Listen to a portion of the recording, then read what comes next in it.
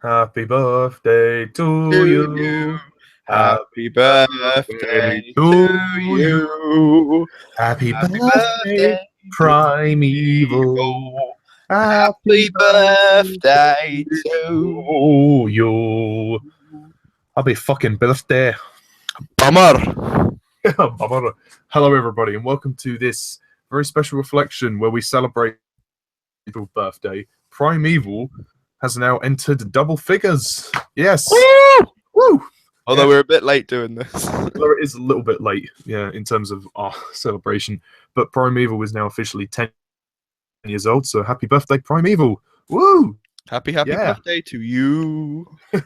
I'm here with a very devoted Primeval fan, Louie Ben. Um, Hello. Louie has officially restarted his reviews. And officially finished series 2. Oh, It might have taken me a year, but it's done. yeah, it's worth it. You've got the big series next, series 3. God, and that's where everything starts to change. Oh dear. Yes. Speaking of which, we will be discussing the individual series of the show. There's 5 series of the UK and there's a New World, which I'm afraid I haven't even seen, so I'm going to leave Louis to talk about that. But the first 5 series of the UK show we will talk about, and the journey of the show and how it's changed, and the characters and the story and the creatures and just the show generally, really. So yeah, if you haven't seen the show, it might be. Why haven't you seen the show? Yeah, well, why haven't you? No, joking. And secondly, you might want to remove yourself from this reflection because spoilers will be here. So if you haven't seen the show, then please. It's best to experience it. Yeah, you just kind of need to see it to believe it. So let's begin with series 1. Back in 2007, this is where it all started. I mean, all in the Forest of Dean. Yeah, the Forest of Dean. Yeah, it's funny because when this show began, I saw the advert for it and I didn't have any clue what it was because it was just the characters kind of introducing themselves. I don't know if you remember that advert. Yeah, no, I do. They were just. There's like this is Professor Nick Cutter. He's a university teacher, but on his weekdays he fights dinosaurs, and it's like this is. I remember Claudia's entrance mostly. She's like Claudia Brown, Home Office, and she just like struts across. It was like, what is this? It's like has a crush on a work colleague, but has to put up with dinosaurs or something like that. It's just like, what? Yeah, it's funny. We've all been introduced to this show very differently. I mean, I saw the advert, I didn't think anything of it, but actually, it was a friend of mine who actually introduced me to the show because I didn't watch it when it aired. He showed it. I watched some of it when it aired. He told me about it. Said it's like ITV's version of Doctor Who. I was like, okay, it sounds pretty interesting. So I think I tuned in from. It may have been like the 3rd episode or something was the first one I saw. And I was completely hooked by it. I was like, wow, this is really good. Actually, I'd seen the 5th episode, and then he lent me the DVD, and I couldn't believe it. I was just blown away. It didn't look like a TV show. It had a feeling of like a big budget Hollywood production. It felt like that. I still feel that. Yeah. Towards the first 3, I would say. Yeah. I mean, it's interesting because you have a different experience of how you came to the show because you're more of an animal lover. You fell in love with the show through as far as I remember you telling me. From the very beginning, like even before that. I mean, it's quite a complicated story, I guess. Like, I love dinosaurs, always have. Love animals, got a career working with them. And there was a program on ITV1 in 2006 called Prehistoric Park, which is by the same company that makes Primeval, and it's about Nigel Marvin, who appears in episode 3. Impossible Pictures, yes. Yeah. Nigel Marvin appears in series 3, episode 4. It's like a cameo, but there's an ITV 6-part series about Nigel Marvin, this guy who has an animal sanctuary, but goes back into the past and brings back extinct creatures into the modern day, and he has like a zoo of dinosaurs basically, and it was really good, educational, good fun, and I was hooked on that. And then next year in 2007, Primeval took its place, and apparently Prehistoric Park was a setup to see if kids would like the idea of dinosaurs on Saturday nights, and obviously it worked. So they mixed it with some drama, and we've got Primeval. So I remember my mum had like a TV guide, like it came with the paper or whatever, and she's like, "Oh, from the makers of Prehistoric Park, there's a new thing, Primeval," and I was like, "What?" Like, "Oh, cool." I thought, is it a spin-off? Is it like I didn't know. It was just like they had dinosaurs in it, so I was like, I'm watching that. And a couple of weeks before that, I saw the same trailer as you, the one where it's like, "I'm Claudia Brown, Home Office, blah blah blah," and there's also a trailer of the song "What's That Coming Over the Hill?" Was it a monster? Is it that one? That playing, and then it had clips from series 1. Was it like a brief sort of trailer, like a montage? It was just like a series trailer, yeah, like a yeah. Something is coming, and it was just like, but they didn't show any dinosaurs. The only dinosaurs, like not dinosaurs, but like the only creatures they showed was the dodos in the lab, And a Rex, I think, and maybe the pterodactyl. But I was like, what? Like, what is this? Why is there dodos? Like, but then it had all this drama with it. So I was like, as a kid, I was like, is this what is this?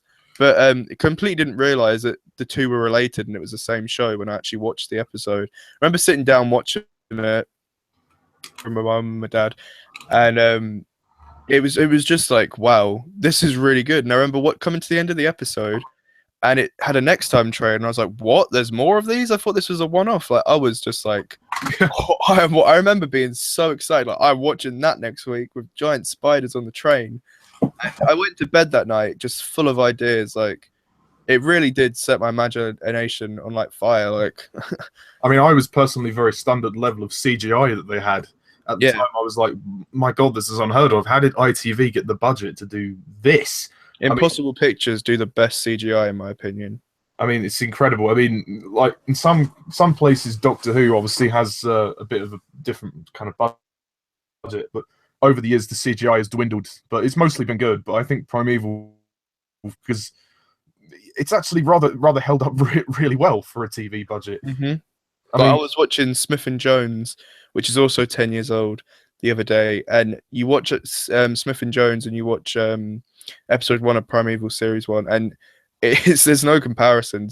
Primeval holds up so much better. Like, you can tell in Doctor Who's, it's so CGI based, like the green screens and the spaceships, and I don't know. I don't know. It's like the texture of the creatures. They just look so real. They've really studied the prehistoric creatures. I think maybe some of them have been invented as well.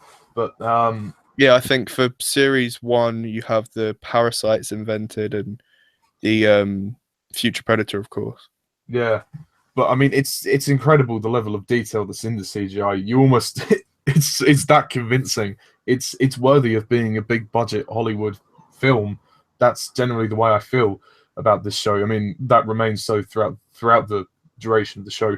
But I think what impressed me most about Primeval was, as well as the big creatures and the effects and the action, was the characters, the drama. I was surprised how much I engaged with all the characters. Like in the first series, obviously you have the main character, Nick Cutter, you know, the whole drama with his wife, Helen. It's funny how the opening scene of the show starts out in Asda. Yeah, I found that very British. It's just funny. It's just that really, like, every time I went to Asda and it was dark, I was like, "There's a Gorgonopsid. Where's Helen?" Like, Helen. I mean, and you really feel sorry for the guy. Like I mean, by this point, they're setting up all of this mystery. You don't know what's going on. All you know is there are these anomalies that are appearing, and the general concept of this show is just fascinating. I mean, obviously, after time, it could get repetitive. You know, the creatures coming through the anomaly. But at this stage, it was like, oh shit, what the hell? This is amazing. But there was different types of creatures, and yeah, exactly, and different eras. Like, so it was always interesting to me, and there was enough drama with the characters for me to go, you know what, this really works.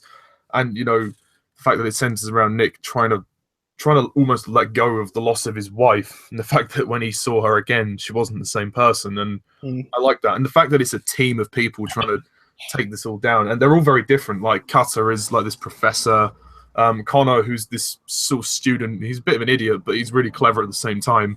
Abby, who's like this zoologist, but she's also quite spunky. Claudia Brown, who's this sort of PR, like, and then Stephen Hart, who's basically Stephen. He's just he's a macho man. He's the adventurer, explorer, trucker. he's the muscle. Uh, yeah, and then you have Lester, who's like the head of in charge of the Home Office, and somehow Cutter has brought all these people together to study the anomalies, to find out why they're happening, and then in hope of trying to find his wife. So there's a personal story there, which is very interesting. And all the way all these characters come together in the first episode is really interesting, I think. I mean, obviously Cutter and Steven are already established as good friends, but the way the rest of them come in is really interesting. I mean, I don't know about you. I mean, the way that Claudia is introduced when she just kisses him, that would never happen in real life. That's the natural reaction would be, get the fuck off me. It's something I could expect in like a James Bond film, like like in the bar, yeah. Like it's like, sorry about that. I just told the creep over there, you're my boyfriend. Like normally anybody would throw her off and be like, "What the fuck is wrong with you, bitch? Get the fuck off me!" Like, but he's like, "Oh, okay, oh, hello." So great introduction though. Really tells you a lot about her character. Yeah, she needs a man in her life, but no jokes. But I mean, I don't know about you, but yeah, that was what grabbed me, is the characters, and I just like exactly. They're all so characters interesting. are so deep and so real. Well, apart from Steven, they're all pretty. Well, no, I think even Steven, to an like, I think the thing with Steven is he's very bland, but there's reasons for that. There's a lot of mystery to him as you find out why he's so quiet and so reserved. Yeah, I mean, I think maybe it's just the performance that is the problem. I mean, the character is fine, but his performance is just so emotionless that he's the one you care about the least, but that's just me. Throughout the series, the story progresses. It's not just them having to fight creatures. All the personal relationships are tested, and when Helen comes back as well, it's really revealing to find out how she's essentially this mad scientist, and you start to really question why the hell Nick married her. But I think that was just because she was a different person before she encountered the anomalies. Yeah, I mean, I think also what stands out about the first series is the fact of how it's charming. It's not just serious. There's a lot of light relief. The comedy is really good, particularly with Lester. There's a lot of funny characters in the show, but he is by far the funniest. Especially, but I think in series 1, he's a bit more of a dick. Like he's not the friendliest of people. I wonder who that could be. Oh, hello. Yeah, I'm gonna have to just quickly reply to Jack. I'll talk some Primeval nonsense. The scene that really stands out for me in this episode 1, is the cow in the tree. What? I remember watching it. Me and my brother just used to joke about it. Like, why is there a cow in a tree? Like, it just, I don't know. It stuck with me, that image of the cow in the tree.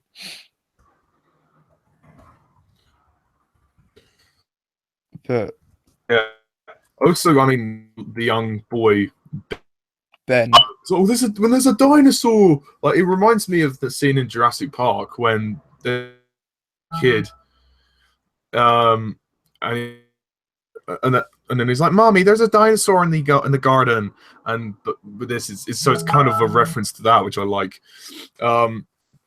But there's also a lot of action as well. The first episode is not just the characters; they do throw in some action. Like the scene at the school is really good with Steven. When he's like, pick on someone your own size. I mean, which character grabbed you the most from the first episode? For me, it's always going to be Cutter, because it's like his story, and you see like what happens to him. Like, it all begins with Cutter. If it wasn't for Cutter, then it'd be a very different story. There wouldn't be as much emotion because it's very personal to him. So he's the one that I really connected and like stood out to me. Connor, very funny, brings like some comedic moments into it. Abby as well, I suppose. Stephen was more of like Cutter's right hand man. Claudia is decent in this story. It's a nice introduction to her, and obviously Lester's just great for all the right reasons. Yeah. He's a lovable dick. Sorry, I need to just mute my notifications. No, that's all right. Just I've got a few as well. yeah, I haven't got time to talk to him right now. But yeah, no, I think and as the series progresses, like there's a lot of there's the usual stuff like the romance stuff as well, like the love triangles, like Abby has a crush on Stephen, and then Connor really fancies Abby.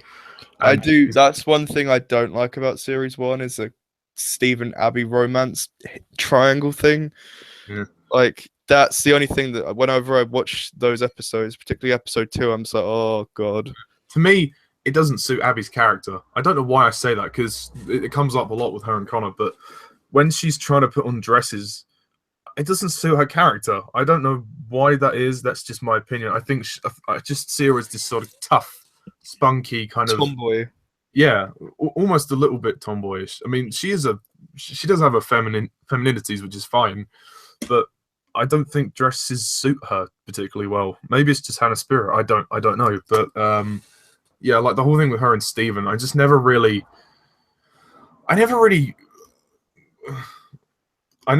got that. I don't know. I never got it, but I mean, obviously, as we know, it takes a while for Connor and Abby to actually get together. So, yeah, I mean, it is quite funny how Connor tries to make his move when he says, "Oh, I think it's in the 3rd episode." He says, "Oh, we should huddle together for warmth." Oh no, I think that's episode 2 when he's like, we found another anomaly and they go to the woods, and he's like, I think Steven's gay. He's like, so Steven's gay. He's like, well, I've never seen him with another woman. That's what I'm saying. Yeah, and then Steven, I think, later on says, I'm flattered, Connor, but you're really not my type. So there's some nice little moments there. But I agree. I think Cutter's the most interesting character just because he's the most focused, and I love how he's not always right. Like they all doubt him at points as well. Like he's not right about every single creature, and his judgment is also clouded because of his mixed feelings towards Helen. I think in episode 4, when she tells them about the so-called pride of saber-toothed killers, Helen wouldn't do that. Helen wouldn't betray us. You know, she wouldn't do that. And they're like, "Well, how do you know that she's telling the truth?" "Oh, she wouldn't do that." So he's kind of in denial in a sense. So I think it's interesting. He's going through an emotional conflict in his head, I guess. But obviously, her character becomes much more extreme in the next series, shall we say? But yeah, that's definitely true. Also, Jack said he doesn't care about spoilers and he will probably forget. Do you want to add him in, or? I think I obviously it's not my call, but I think that he shouldn't ruin it for himself. Fair enough. I did say to him that we were going to do one when he's finished series 1. So yeah, let's leave it. Otherwise, he won't have much to talk about. He'll probably get bored. So yeah, if you're watching this, Jack, it's nothing personal. It really isn't. Anyway, so like series 1 overall is just such a great introduction, and the creatures. This is the first time you ever see them, so there's obviously quite a lot. A mixture as well. You don't just have one; you have a mixture. Yeah, I mean the first one to mention already is Rex. He's sort of the first he's the only good creature that we read in terms of like. He's not just he's the creature that you care about most because he actually lasts throughout I think all 5 series if I remember correctly. He's in every single series. Yeah, not in every episode, but he is in every series. Also, another thing to talk about is the music of the show. The music is really good. I don't know. Fantastic. Yeah, Dominic Scherer did a brilliant job composing the score. I love the theme tune in particular. Yes, that theme, the original theme tune, is awesome. So good. It's like a kind of an epic rock, like with the percussion and everything. Like, I always look forward to that title sequence. I love the screech at the end as well. I used Dun, to, dun, dun, dun, dun, I dun, used to think that was dun. Helen. Oh god. Speaking of which, another character we didn't talk about was Helen. Uh, She's kind of she's one of the main characters in terms of the story really does revolve around her. yeah, but yeah, I'm with them in that I don't believe a word that comes out of her mouth. Like, she's such a manipulative bitch, It's weird because you see her go missing, and you kind of feel sorry for her because in the opening when she's in Asda, and then when Cutter talks about it, you expect it to be really nice and like lost in the past, like, and then you actually meet her and you realize she's a bitch. She's not very nice at all. Yeah, whether that was the anomalies that turned her head or whether it was just her herself. But I think it was probably her herself because I think we discover later on before she went through that she had an affair with Stephen. So there's all the usual kind of drama, like, there's affairs and there's like fights and stuff. So, you know, I mean, that becomes more of a problem in series 2, but the location of it in episode 6 when she basically blurts out that she slept with Stephen, and Cutter goes a little bit Nick goes, so to speak. Yeah. I mean, in terms of the romance stuff, I don't mind it too much, but it is the least interesting part of the show. I think some romances work. Like what Some Cutter don't. and Claudia. Yeah, I think although it is a bit shoehorned in, Yeah. but I do like it. I ship that. Abby and Connor again, the slow burn of their romance works really well. Whereas stuff like Abby and Steven, no. Matt and Emily, no. Helen and Stephen. Oh god. No. No. That's such a horrible video.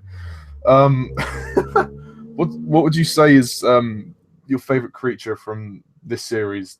One that Well, I did a creature ranking actually on my channel, and like I do it for every series I review. I do like my favorite creature from series 1, 2, 3, 4, 5, blah blah. And for series 1, it was Rex. But if you count like proper creature, like a creature that's a threat, I would say my favorite creature is a future predator. Yeah, I'd probably have to agree with that. Because it's such a like cool design. Yes. Like you just want, because in the episode itself, one, it's a future creature. Like what? There's creatures from the future now. Like again, it adds more scope. Like it kind of makes it like anything could happen. Like any creature could come through now. There's no limits, and I quite like that. Like you could literally have any creature come through, and I like that idea. And it also allows the characters to go to the future, or the future, like effects of the future we can now see them, which is cool.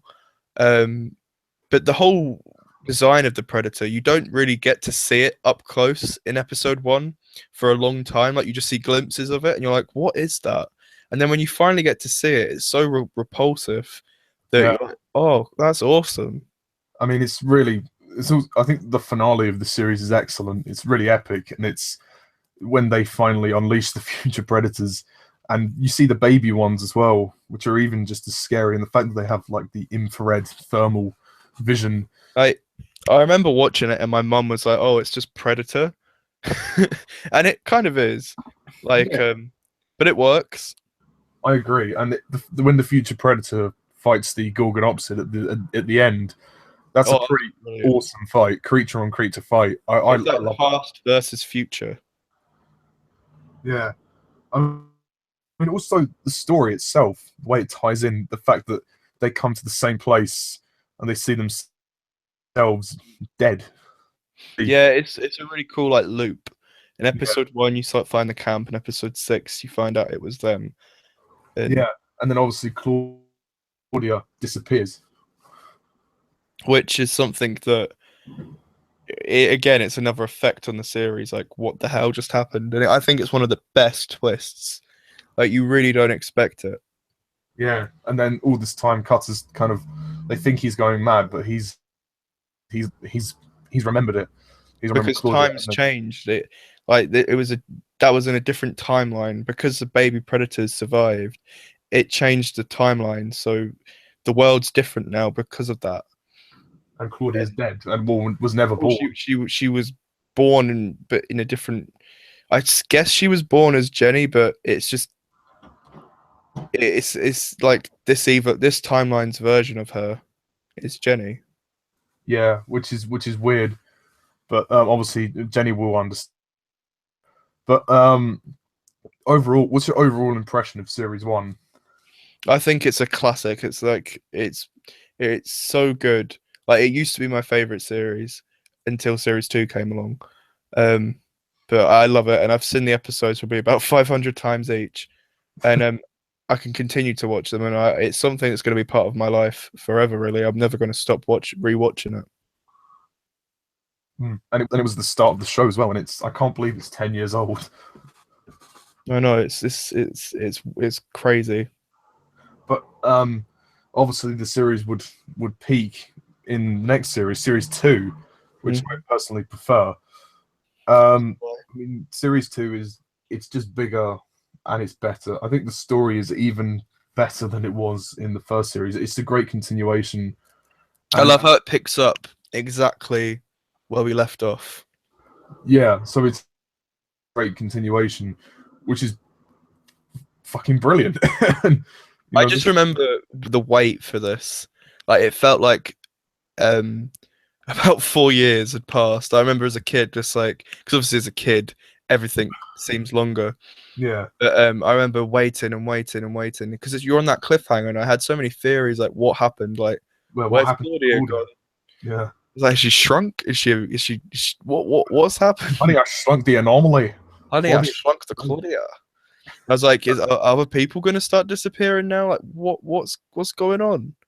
I've got to go back. I've got to. Yeah, that's something that me and my brother always said to each other. I've got to go. I've got to make things right. Just in his Scottish accent.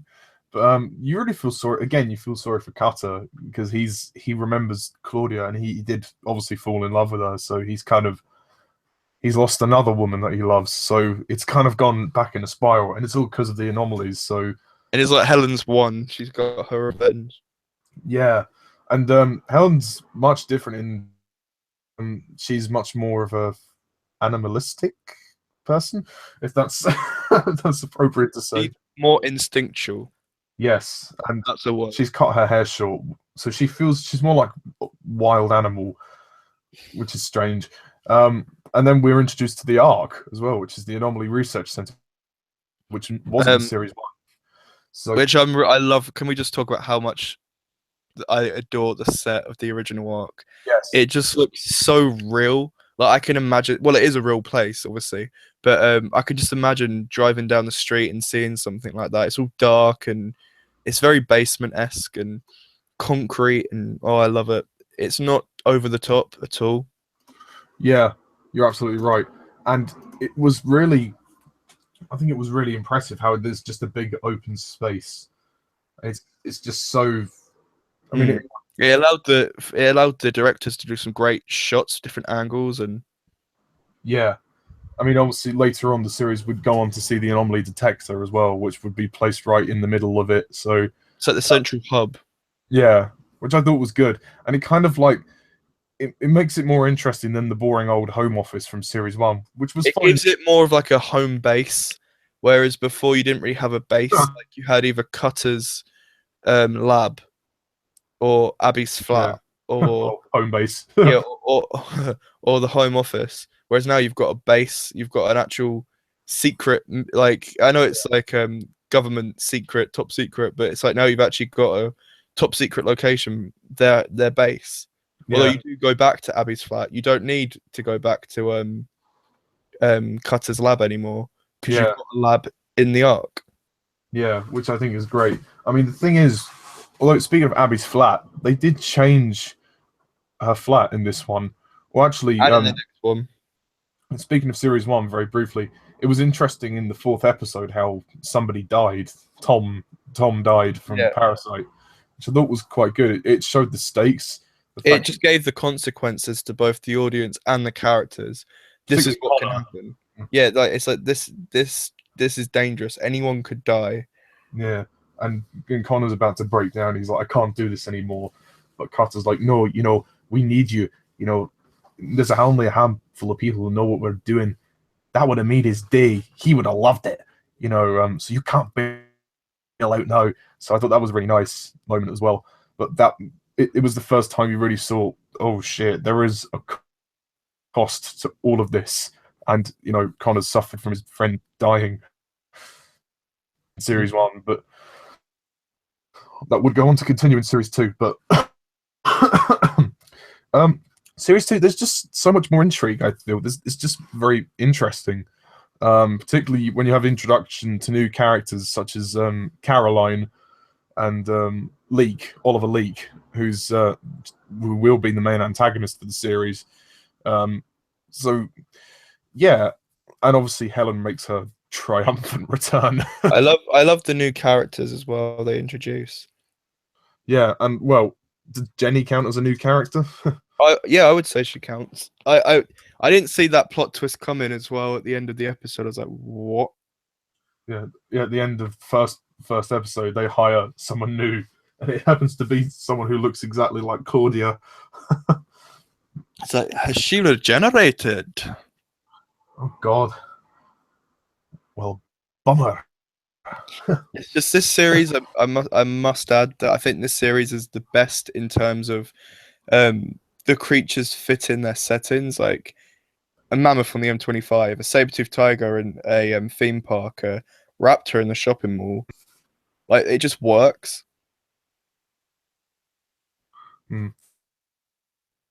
But I don't know about you, if you think that works or Fair not. plug. What was your question? Sorry, you crackled a little bit. Oh, sorry, I said I don't know about you, but I think this is the best in terms of creatures fitting their locations.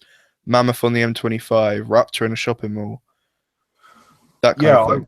I would definitely agree with that. It was really impressive how it was in the shopping mall. There's much more of a scope to series 3. It doesn't try to be too ambitious. It knows its limitations. It keeps itself focused on the drama, but it has fun with its scope, and it manages to be bigger and bolder. And particularly, it's just more impressive. It just generally is more impressive, like you say. I mean, the second episode as well, I thought was really impressive with the worms. I think series 2 has the best creatures, like the raptors, the worms, the smilodon, those walrus-looking thingies from episode. The mer creatures. Yeah, episode 5 of the scorpions, and episode 6 with the mammoth on the M25, and then all the creatures in episode 7. So there's just so much, and obviously Rex is still here as well. I find the creatures so much more interesting in series 2. Not that series 1 was bad, but it's just they've really perfected it by this point. And I think the CGI also improves as well. I mean, I personally think that it's even better than the first series, but also the drama itself is better. Like, there's so much more tension in this series, particularly between Nick Cutter and Steven, because Steven's being manipulated by Helen, and so his opinions are changing. He's expose all this, whether people should know about all this that's going on. See, Cutter is like, evolution take its course. Yeah, but that's the core of this series, really. That's the main storyline. Yeah, it's like, should they expose what they're what's going on, or should they just try and secretly fight to stop these creatures from coming through? And it's obviously something that's taken through into the next series as well. But I love how it causes between the team, and Connor and Abby's relationship is also tested here when Caroline comes in to try and act as a barrier, because there are so many times in this series when you think Connor and Abby will get together, but I'm just so glad we had Caroline, because it could have been another series of will they, won't they, Abby, because like in series 1, it's Abby can do so much better than Connor. She's never going to fall in love with Connor. But in this series, it's like, well, he doesn't need her. He's got a girlfriend now, and that makes her jealous. And it's kind of like, oh, that's a dynamic I didn't expect to see. But then Connor's in denial because he still really loves Abby, and he admits that in episode 4 when because I love you. Yeah, and he's like, I can't, I love you, you know, and he's holding her arm and he's trying to save her from the mer creatures, whatever they are. Yeah, the mer queen, the massive fat one. Yeah, but no, that was a brilliant moment. I mean, the fact that the two of them were together in real life actually, at the time, actually looks very convincing on screen as well. But I love how Caroline is just a bitch, basically. Like, yeah. I mean, Rex. Yeah, she fucking attacks Rex. I mean, even though we just yeah, hits him with a tennis ball. Oh my god, yeah. I mean, and she puts him in the fridge, yeah, as well, which is horrible.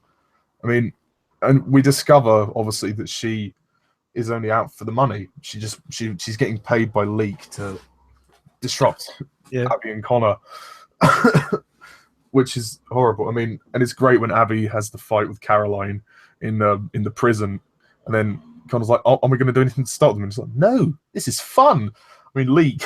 But you really are a sad little man. I'll stop it, and then just gets punched in the face. Yeah. And they all say that. I mean, even Lester, and he's like, "One more thing, Leek. You really are a tiresome." It's like what Helen says when he's like, I've shown him what I've got, and he still belittles me. And she's like, "Well, you're just so good at being insignificant." Yeah. So I think Leek is actually a very interesting protagonist because the fact of the matter is he's the little man looking up at the big boss, and he wants to be in control, but he can't because everybody, like you say, belittles him. So I really like him, and I think the actor does a pretty good performance. I mean, yeah, he's very good. He brings a comedic which is required, I think. Yeah, because you almost want him to belittle him. Because you almost want him to look pathetic. Yeah. Nobody's going to be intimidated by this guy. I mean, like even when he has his army of creatures, nothing comes of it. His plans are foiled within the first like half an hour because no one takes him seriously. I mean, even though Carter does say, "Oh, you are smarter than I give you credit for, Oliver," I'll tell you that. I mean, so he does. Yeah, even then, he still doesn't respect him. That the thing is, though, the one.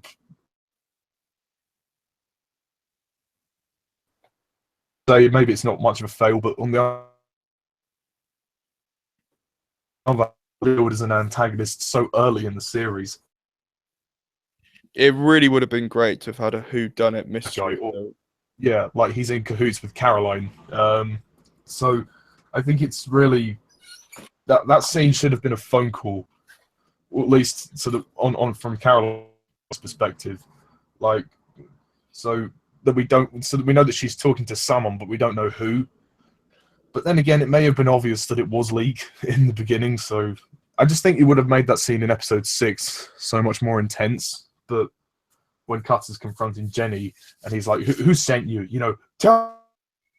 Like, but I'm not gonna because I think I'm the series because I think it does just enough to kind of get around that problem because there's so much going on, and also Jenny is another one to talk about. Like, I mean, I love Jenny. I think she's probably one of my favorite characters in the whole franchise. I mean, is there much difference between her and Claudia other than that they look different? I think they do have. She's a bit more straight to the point than Claudia. A bit more, I think tougher. A bit more. Maybe a little less confident in herself. But I think they do kind of.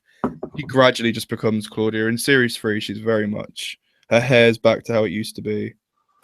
Yeah, because she's very much more makeup and stuff. You know, she's got more makeup in series 2, and then series 3 she's loosened up a bit. She takes a more like she takes herself a lot more seriously. Yes, yeah, you're right. And I think throughout this series, see her trying to deal with the fact that Cutter is thinking she's somebody else. So, you know, that's a very interesting way to start her new job. It's great because he looks insane. Yeah. One of the episodes in this series that I used to love, but I don't love as much, is episode 3. I still really like it, but I've looked back on it and I thought the mystery element isn't really as good. Not because of the ending scene as well, but the whole stuff with the Smilodon and Valerie. It's just obvious. Funnily enough, I was watching a Primeval Q&A the other day, and it's the cast's least favorite episode. Is it? Apparently, they were really unimpressed with the CGI. I like the CGI. I just don't think the story was well constructed. Like it was done okay, but it could have been stronger. Like the stuff with Valerie, like Stephen keeps pursuing her, so we know it's her. It's obvious. And yeah, there's no one else it could be really. Yeah, there's not enough any other character that is as involved with the creature. So yeah, I mean it's funny when Cutter says to Leek at the end, "Don't you dare! I'll be no."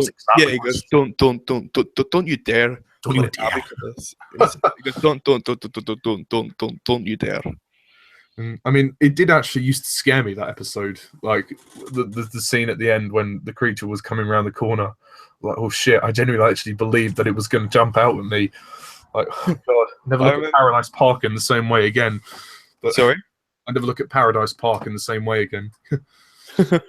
There's actually a shop, a garden centre with dinosaurs in it called Paradise Park near me. Oh, is there? Yeah, it's like a garden. Where my college is, there's like a kind of a zoo, wildlife park called Paradise Park, which is quite good. I've been there a few times when I was younger, but yeah. So that episode of Primeval always reminded me of that. This one always reminds me of me and my brother stayed at my nan's, but it was my nan and granddad that I don't really see as much, and we were staying in their house, and my dad was like, "Oh, they're going to watch their program, Primeval," and they're like, "Oh, what's it about?" And they're like, "Oh, about a group of scientists who like solve murders and dinosaurs." I was like, "Oh, that must have sounded really good," as like a 7-year-old kid watching that.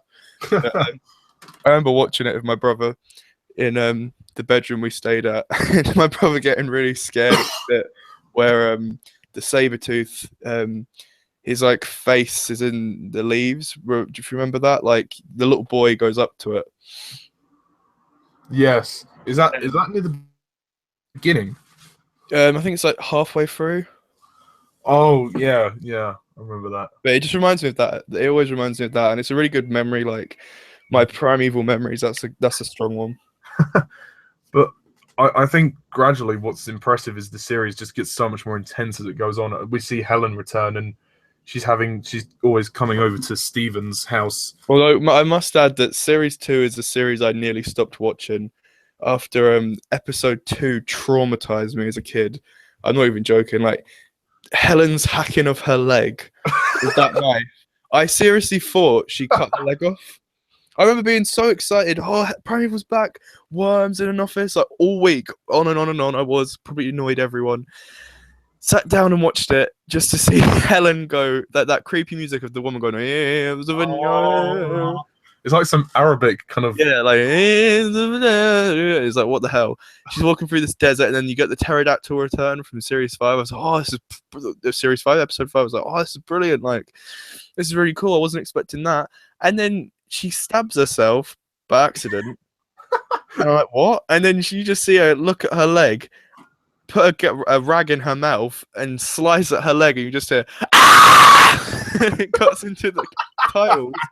And I was like, what? She just cut her leg off. I was like, I'm not watching this. Because I'm a wimp as it is. I was like, I'm not watching that. And I was like, Mom, I want to, because I was at my other nan's house that night, and I was like, I want to go home. It's horrible. That was a little bit freaky. I remember my granddad was watching it, and he's like, "Oh, come and just watch it with me. It's not even that bad. Look, that she didn't like." Because I saw a bit with the worm like eating Connor's head, and I was like, "This looks really good, but I'm not watching it because of that. Like, I don't want to see her leg hanging off. That's disgusting." And I remember going home. And the title sequence after that, you're like, "Fuck!" I remember just going home.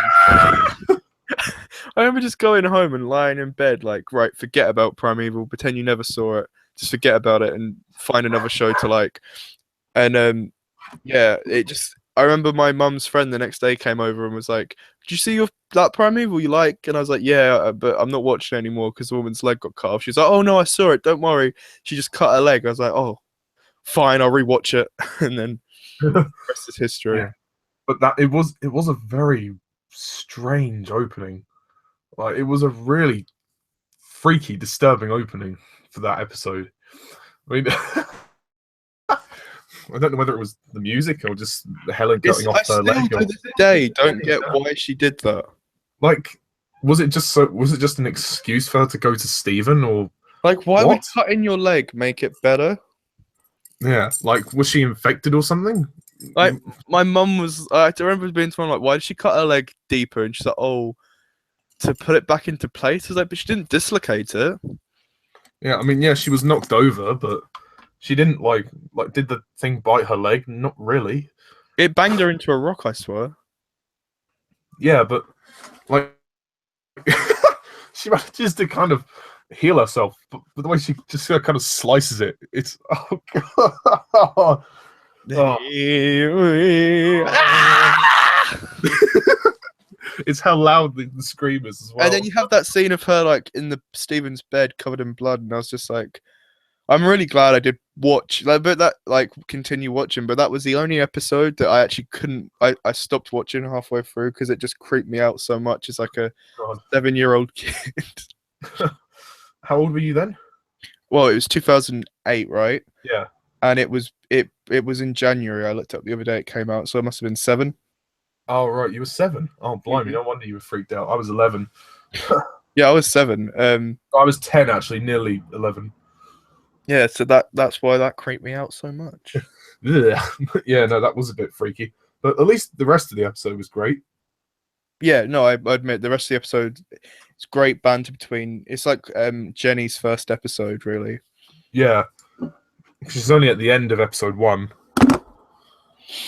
But no, that that creeped me out, and I think that episode is quite dark. Actually, there's moments of the worms killing that guy.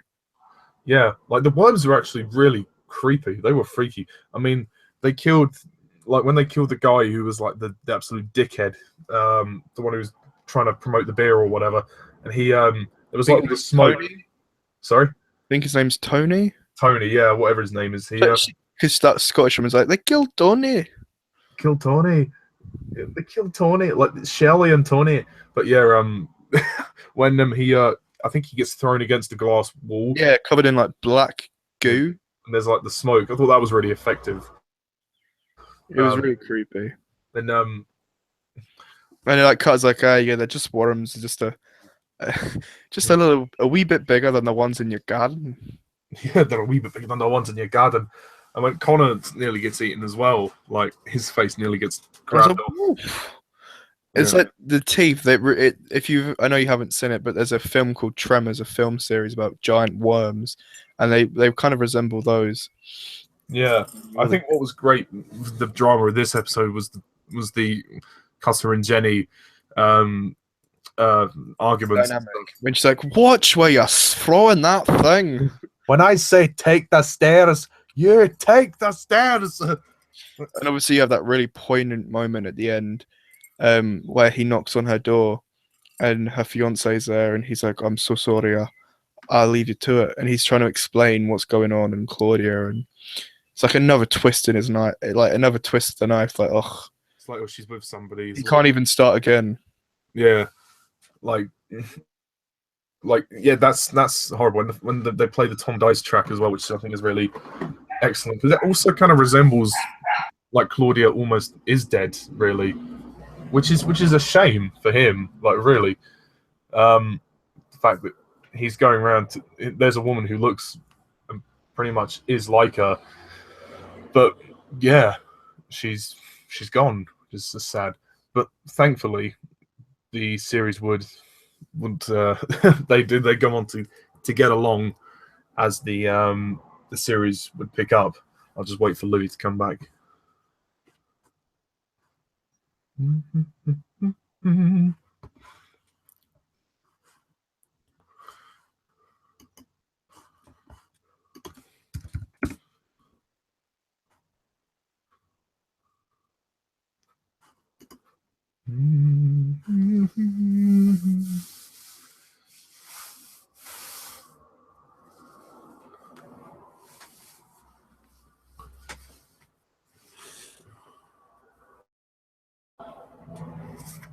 Sorry, I had to open the door.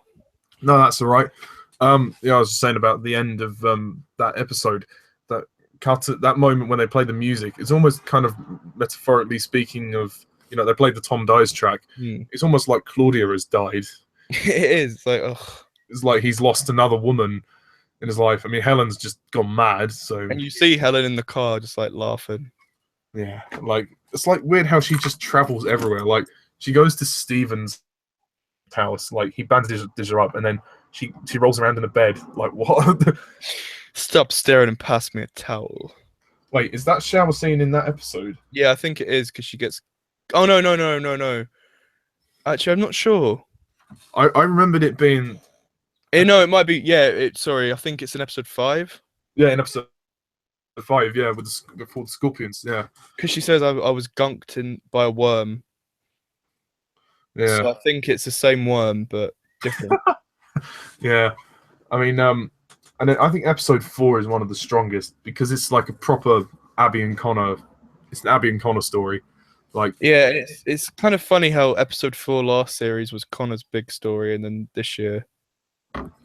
yeah, I mean, like they are almost trying to get together. Like they're almost there, but then again, Caroline comes in and stops them from actually confessing to each other that they love each other. This is the first time I really saw Abby reciprocating her feelings for Connor. Because I mean, she'd allowed him to obviously move into her flat because he couldn't find anywhere else to live, and then she starts to really like him, you know, but she doesn't quite express it. But obviously, he's admitted he loves her, but then he's like, no, he's just denying it for whatever reason. But yeah, no, that was horrible. That was annoying because you're just like, for fuck's sake, they should be together. Fuck's sake. But Caroline will get her comeuppance. But I agree. I think the finale of this series is a strength. Like, well, I see episode 6 and 7 as a 2-part finale. Same. Like the mammoth on the M25. That's always going to be a classic. That's probably the best creature incursion. I agree. It's just the scope of it. Like, it's so huge. The fact that they got to film on the M25 and put a CGI mammoth there, it's just incredible. I mean, that's only the first like half of the episode. Yeah. So, I mean, you know, there's so 6. I mean, although one of the cringiest scenes has to be Stephen and Helen's. Poor Stephen. She's like, oh, because Nick Cutter like hits Stephen across the face, and then he goes back to his house, and then she's like, oh, he shouldn't have hurt you, my poor Stephen. And then they just start snogging, like they just start making out. Like, James Murray and his emotionless face. It's God. Oh dear, that's we always take the piss out of that bit, but it is quite funny. I mean, just the way she, the way she is around him, she's almost like kind of snake-like, if that makes sense. Her physically, she's like moving around, slithers and flickers her tongue. Yeah, like just the way she looks at him before they kiss, like, and then they really sort of really. I swear she's like twice his age as well. He's only about 12. Pretty sure he's a bit older than 12. You know what I mean? He looks too young for her, but that's beside the point. Wasn't he like a student of hers or something? Apparently, he was an older student. Right. But he was obviously a friend of Nick as well. I think they're actually supposed to be the same age. Are they? So that James Murray looks younger. It's because he's like the macho man. Macho man, yeah. And it's quite sad, actually, how the series ends with Stephen's death. He does redeem himself by the end of the series. I think it's right, though. Yeah. I see a lot of people saying it's wrong, but I think it works. Yeah, I think it was right, because it was somebody. This is now somebody on the team who's dying. Tom was just a bystander. He was a friend of Connor's who got caught up in all this. But Stephen was dying as well. Yeah, and Captain Ryan. Yeah, but nobody cared about him. I think in the new timeline, like he wasn't as important as. Yeah, like he just kind of stopped being there. Like after the first series, for whatever reason, he just wasn't there. Mhm. Maybe they sacked the actor or something, but I don't know. But yeah, no, Steven's death is actually very powerful.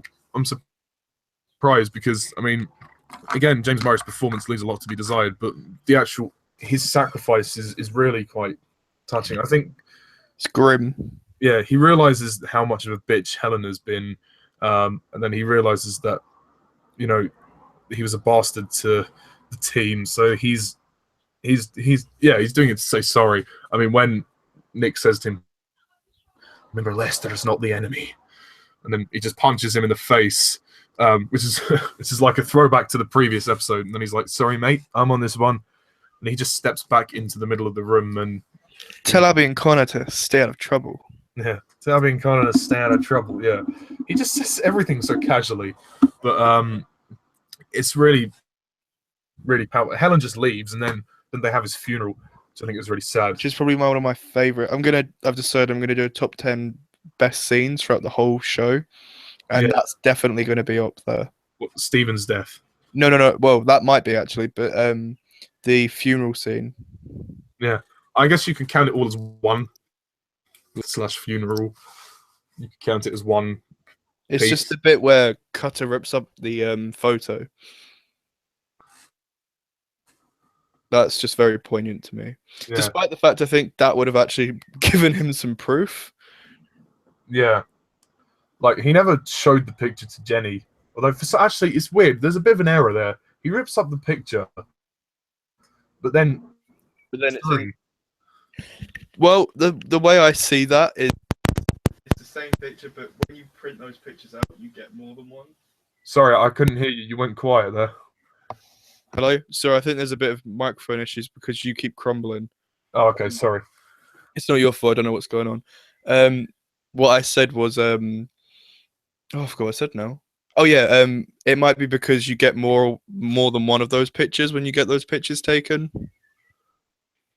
Oh yeah, so maybe there's a copy that was left at the Ark, or at the time would have been the Home Office. So I don't know. I mean, when did they have that picture taken? Like, I know. Like, we never saw them get a picture taken. I can't really imagine Cutter being the type of person to let's take a picture. Would you like to take a selfie?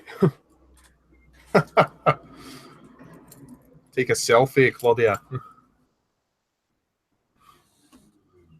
But it's a bit weird, but it doesn't really take away from that scene. Because she goes, "Would you like a drink?" And it's interesting because it's like, oh, they're back on. Yeah, I mean, I think it's also, I think Leek's death is also quite funny. I don't know why it's funny. I think it's just because the way he says, and he's like, "What have you done? No, you've killed yourself." when he says, "You did not give me orders. No one does." You really are tough, man. It works though, and actually, this series, Lester gets to be involved in the action, which is brilliant. He gets his fight with a future predator. You know, that's just brilliant, and the way which unfortunately they tried to duplicate in series 5, which was basically nothing compared to that.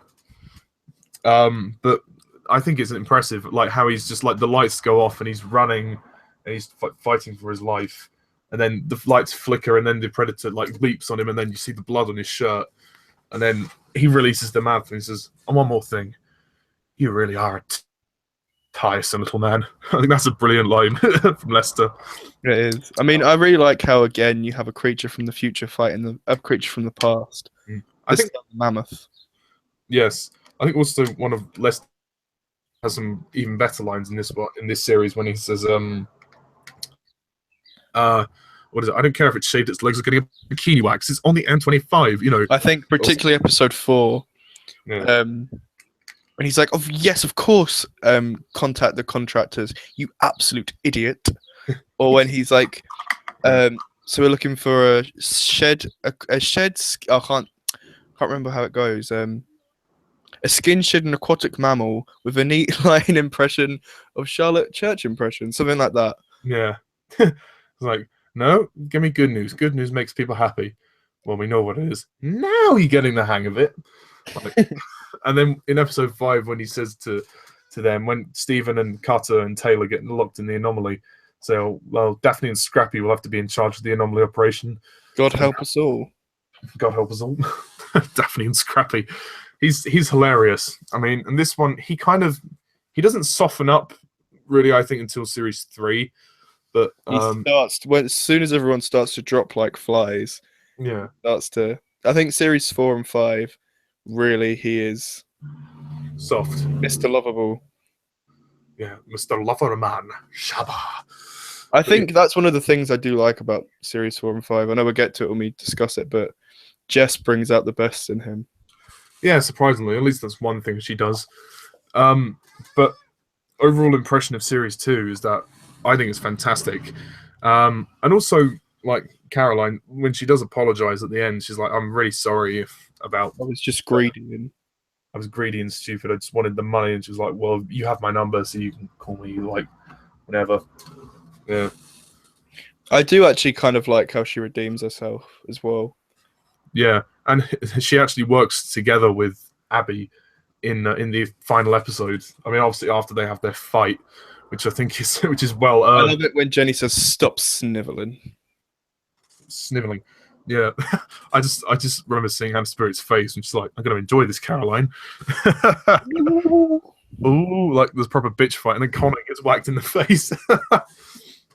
Like, I mean, Leek says, "Oh, we're not like the other guys. Kind of, we're the nerds. We don't get the pretty girls." Speak for yourself. I do all right with women. That's all right, woman. I'm just picky. I'm just picky. It's good. And then the guy who's the clone of the cleaner, and he appears at the very end. Like Helen's got her own army now. They never actually explained how he was cloned.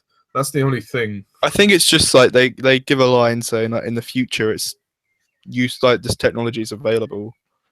Oh yeah, so he's obviously, maybe it's the same.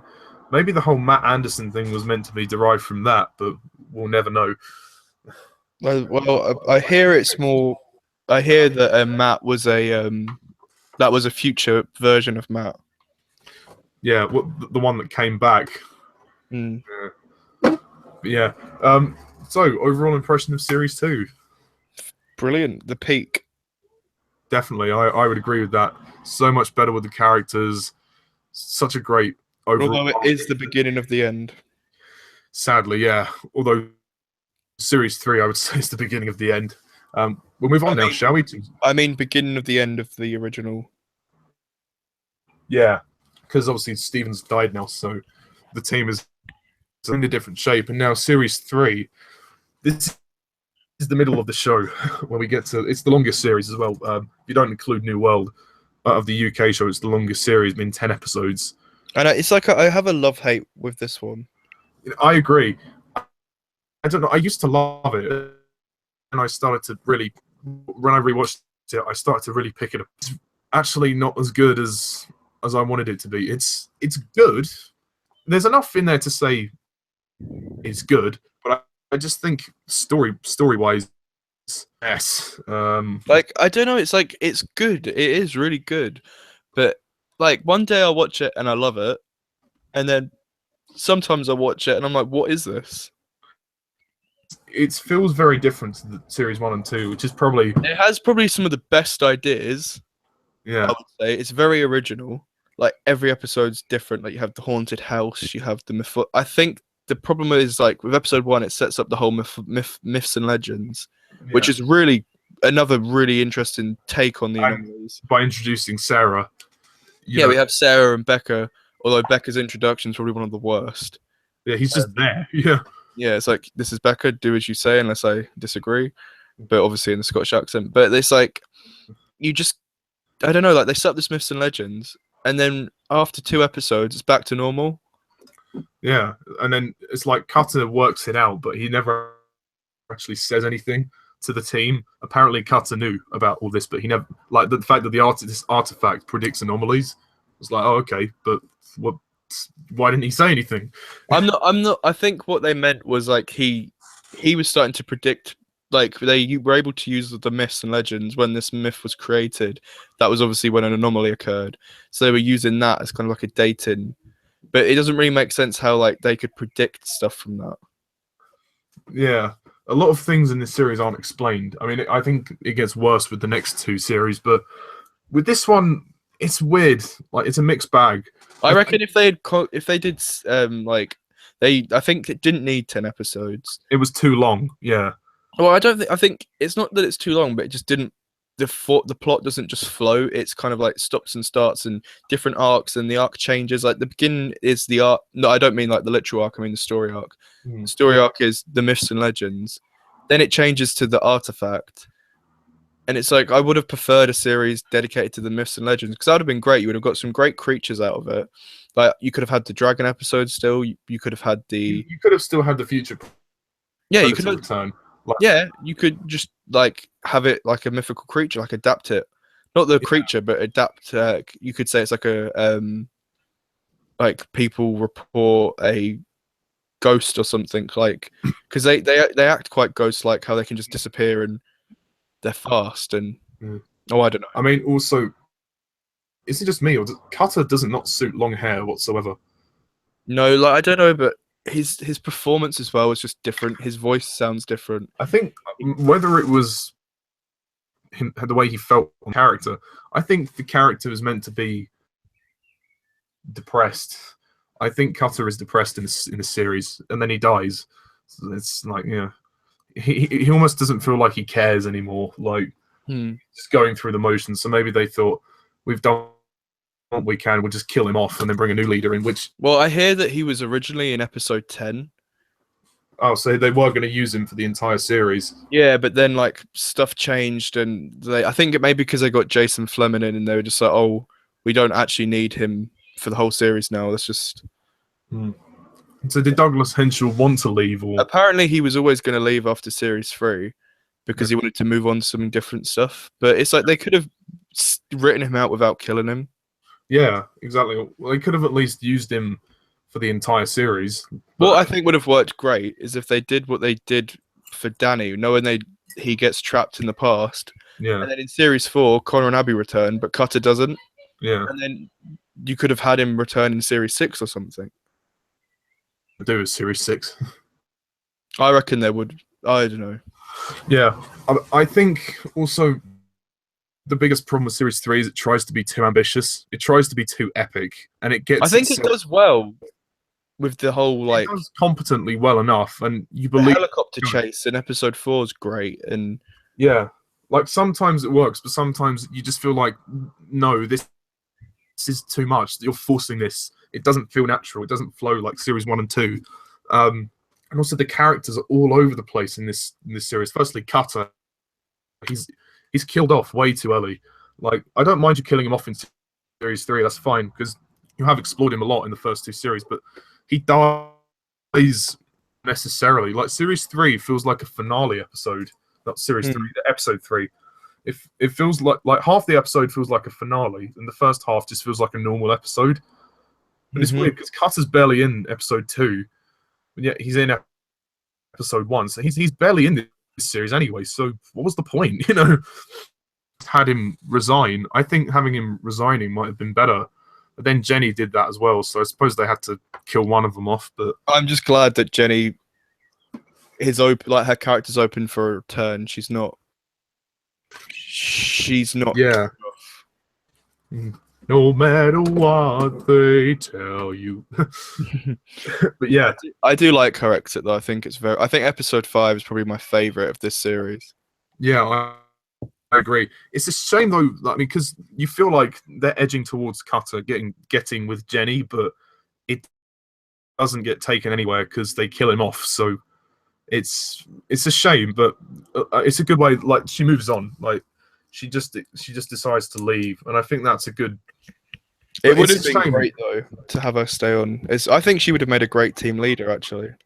I think so. Yeah. I mean, she was the leader for one episode. And I think it worked. Yeah. And then Danny Quinn. Like, I like Danny Quinn. but he's just come out of nowhere, really. Like, his own personal story is done well. Like, I mean, well, is intriguing, the idea that he's trying to avenge his brother.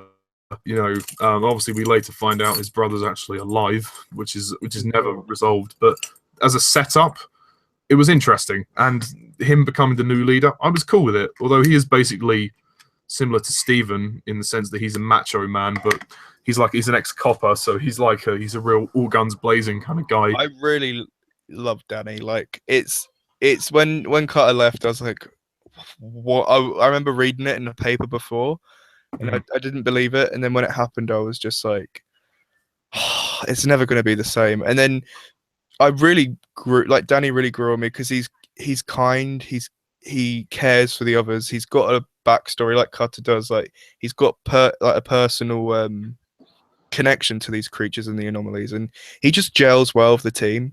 Like, he's not trying to be Cutter 2.0. He brings something different to the role. He's Cockney. He's like a white man van kind of guy. Yeah, he does things his own way. Yeah, he's more like he's straight. It's kind of a departure from the scientist, which is a shame. So I do like how Cutter knew about the creatures, and you learn stuff. Danny's weakness is that he doesn't know really anything. But then that gives Connor a purpose, and he can tell you about the creatures. And it's really sad when and he says, I don't know why, but it does. So he's giving Connor the burden to carry on the work. And when he says, like, Connor, you're in charge now, he's like, well, we do this together. We always do this together. And he's like, not this time. Like, I always took that as like, oh, Connor's going to be the leader now. But then obviously not. But no.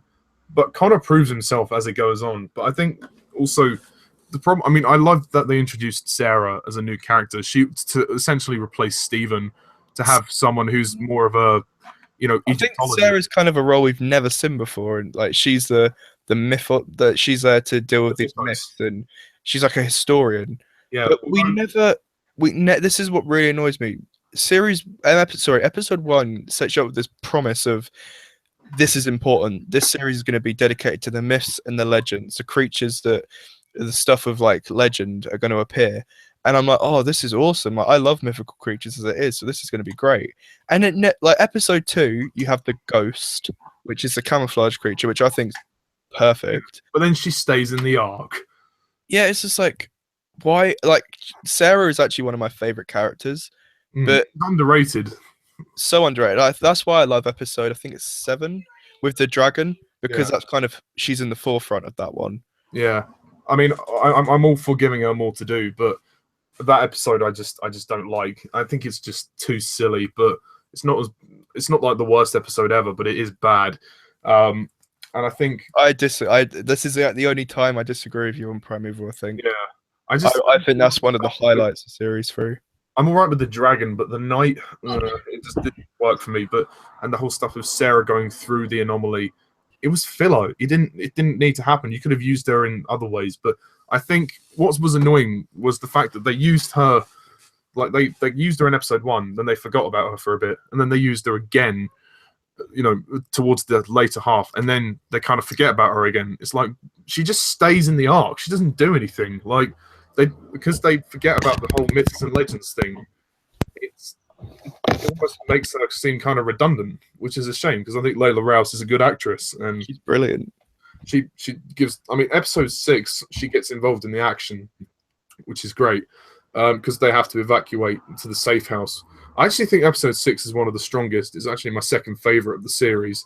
And again, it's kind of like haunted house. You don't really know, like, it's myths and legends, but like they didn't action. Yeah, they could have. Again, and the action's good, like the minefields, and I think the action is done really well in series 3, but it kind of takes away the like, something series 3 loses is the education that series 1 and 2 provides. Like, you do learn things about these prehistoric creatures, and it's interesting to learn stuff. But then in series 3, that stops because of the action. Yeah, and I mean, I'm all for the military trying to invade the Ark. That was an interesting plot with Christine Johnson. That was cool.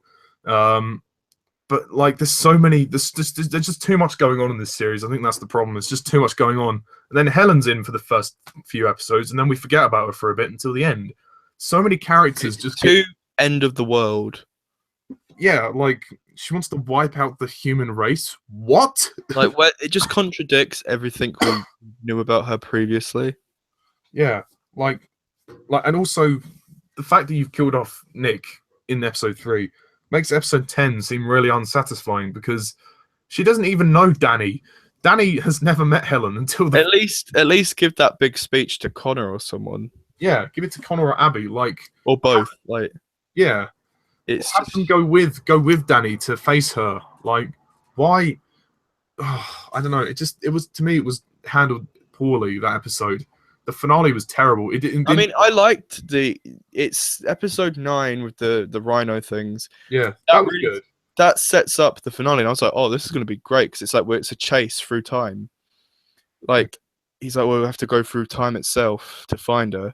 Yeah, and then like the next time trailer had the raptors back, and then you have the giant bug things, and I was like, oh, this is gonna be cool. It's gonna be like a run through time thing, and then half the team aren't even in it. Sarah and Becca stay behind. Yeah, for that forced romance crap. Because originally in series 4, Sarah was going to be Becca's love interest. Oh God. And I'm glad that didn't work because I don't see them together. Also, they add in like this stupid, pointless subplot regarding Abby's brother, Jack Maitland, which is literally just a rehash of Caroline in a different guise. It's like another person trying to come between them. Yeah, I mean, obviously this is Abby's brother, so it's not like a romantic love. It's not a romance, but it's another barrier. Yeah, it's just like doesn't work as well. The good thing is, though, with this series, that Abby and Connor finally get together in episode 8. It's like they do, and then it's forgotten. Yeah. Like, again, it's just like. Ugh. But by series 4, they are officially together, which is good.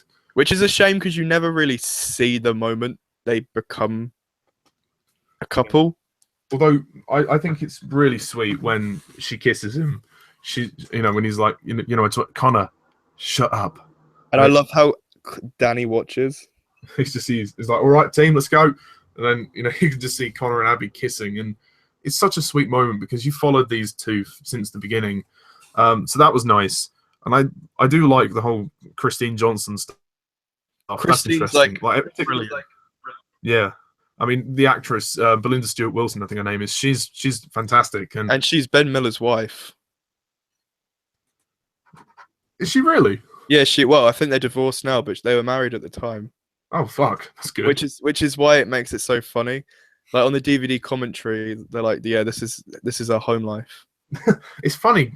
I did actually get the sense that she was a lot like Lester. She was like a female Lester. She's a female version, but they just clash so well. It's like, I believe you're in my chair. Yeah. Oh, you're in my chair. And then, But I think that episode should have been the finale. Like, that whole climax of those two fighting each other, that should have been the finale. That should have been saved for the end. Well, the halfway point. Episode 6. What, episode 6? Not the actual premise of episode 6, but like that scene, yeah. That like the whole Lester being fired from the Ark, and that should have been left for the finale, not the. Yeah. It just feels like filler.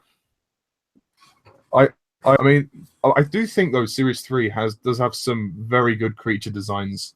Oh, I think it's probably the best in terms of creature, like variety. You have the fungus, you have the terror birds, you have the camouflage creature. I do like this is the thing. Series 3, there's like every single episode I think's brilliant in some sense, but it's just the way it's formulated. Wasted potential. Yeah, there's just so much that like the Dracorex, that's awesome. Yeah. But like it shouldn't have been a filler episode. It should have been episode like 3 or 4 or 6. It should have just been 6 or 7 parts. And it should have been all about mythology. You still could have had the terror birds. That could have been like the haunted house kind of story. I mean, the Gremlin is also very... Yes, awesome. Although, actually, the cast said that's their least favourite episode. The Gremlin one? They just said it was a bit too unbelievable. fair enough. I kind of like that because it doesn't have to be all sci-fi. It kind of had the horror, supernatural horror kind of feel to it. And that's something that the series should have been about, the myths and legends. Because it would have just seemed like very formulaic to just continue the way they were doing things, like to change it up a bit. Like the essential ideas that they promise you in episode 1 are never fulfilled. Like, I mean, Sarah is underused to hell in the series. It dies too early. The whole idea of myths and legends has gone out the window after the first episode. So, like for me, if I was to do series 3, I would have done like if the show ever comes back, I'd love to have a series like where we I actually said no longer than 8 episodes. It's like it could have been 10, but if they actually formulated it so it all connects, like it feels like a jigsaw puzzle that's been smashed up and then put back together like in the wrong place. It just doesn't fit. Yeah, I agree. Like it has the potential to be a 10 out of 10 series, but it just needs to rearrange, move some stuff around, and it would fit perfectly. Like you could still have every single thing that happens in that series, but just move it around. Yeah. I mean, it's nice to see a change in characters. Don't get me wrong, but it's too dramatic. Yeah, it tries too hard. And I'd give the first 2 series both a 10. Both of them. I mean, the first series introduces the concept and the characters and the drama really well without. The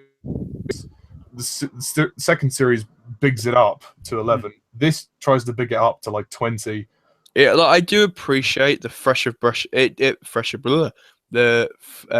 of fresh air it does give, and it does feel new and it does feel epic. Like the creature sequences are better. You've got more action. Everything's at stake, and I do love the new characters. I really like Sarah. I really like Danny. Becca, not so much. Kristen Johnson, I really like. The creatures, the myths and legends aspect, although it's not properly delved into, you can see where it could have, like, you can see certain episodes were meant to, but I think somewhere along the lines are like, oh, this is too heavy. Let's put some future apocalyptic stuff in, because you have like the haunted house with the terror birds, and then the haunted house with the gremlin, and I mean, that would have been interesting. I think the finale really lets it down. Like the finale is basically nothing. I like the finale in some aspects. Again, I think it's cool, but it's watchable. But why couldn't Sarah and Becca have gone with them? Yeah, I mean, I like the cliffhanger ending. That was good. I appreciated that. But yeah, and I mean, the fact I'm so glad that they brought it back after it was cancelled after series 3, because what if that was it? What a cliffhanger to end on. You know, I mean that would have been.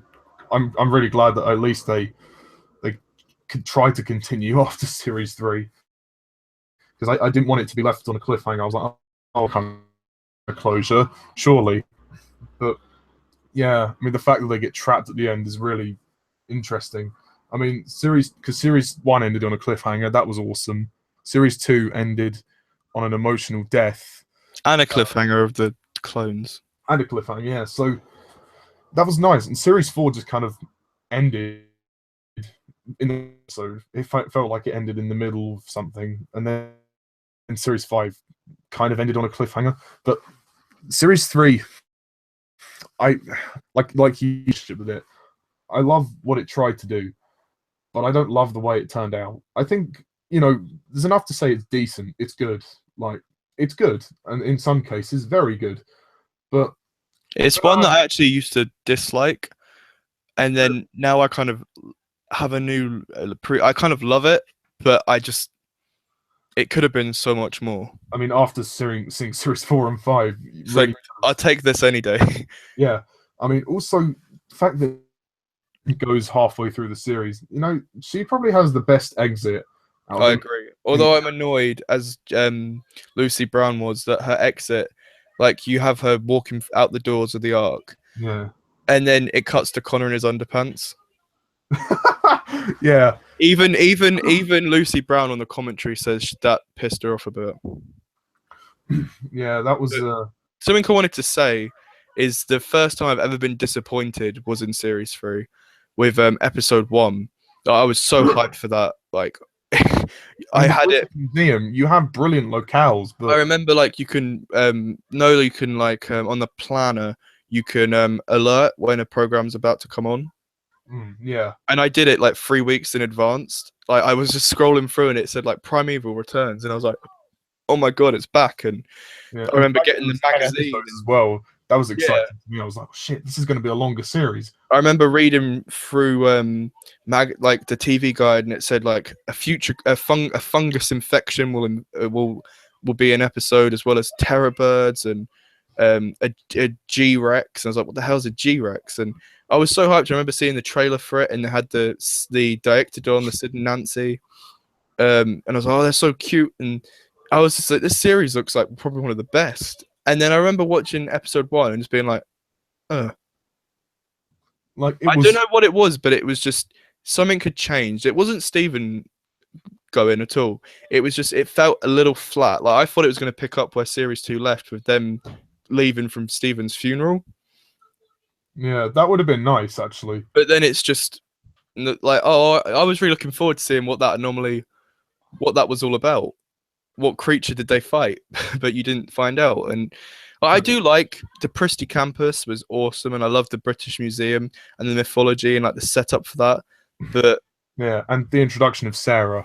Yeah, I love it, and I think this is a series ITV really promoted it, and really they gave it a bigger budget, extended run. Yeah, because it was 10 episodes. I mean, that was a luxury for them. I mean, but they overspend the budget? I'm not sure. I don't think so. I think they used it well. I think they used the budget well. Like they had the explosions, but I just think maybe less is more sometimes.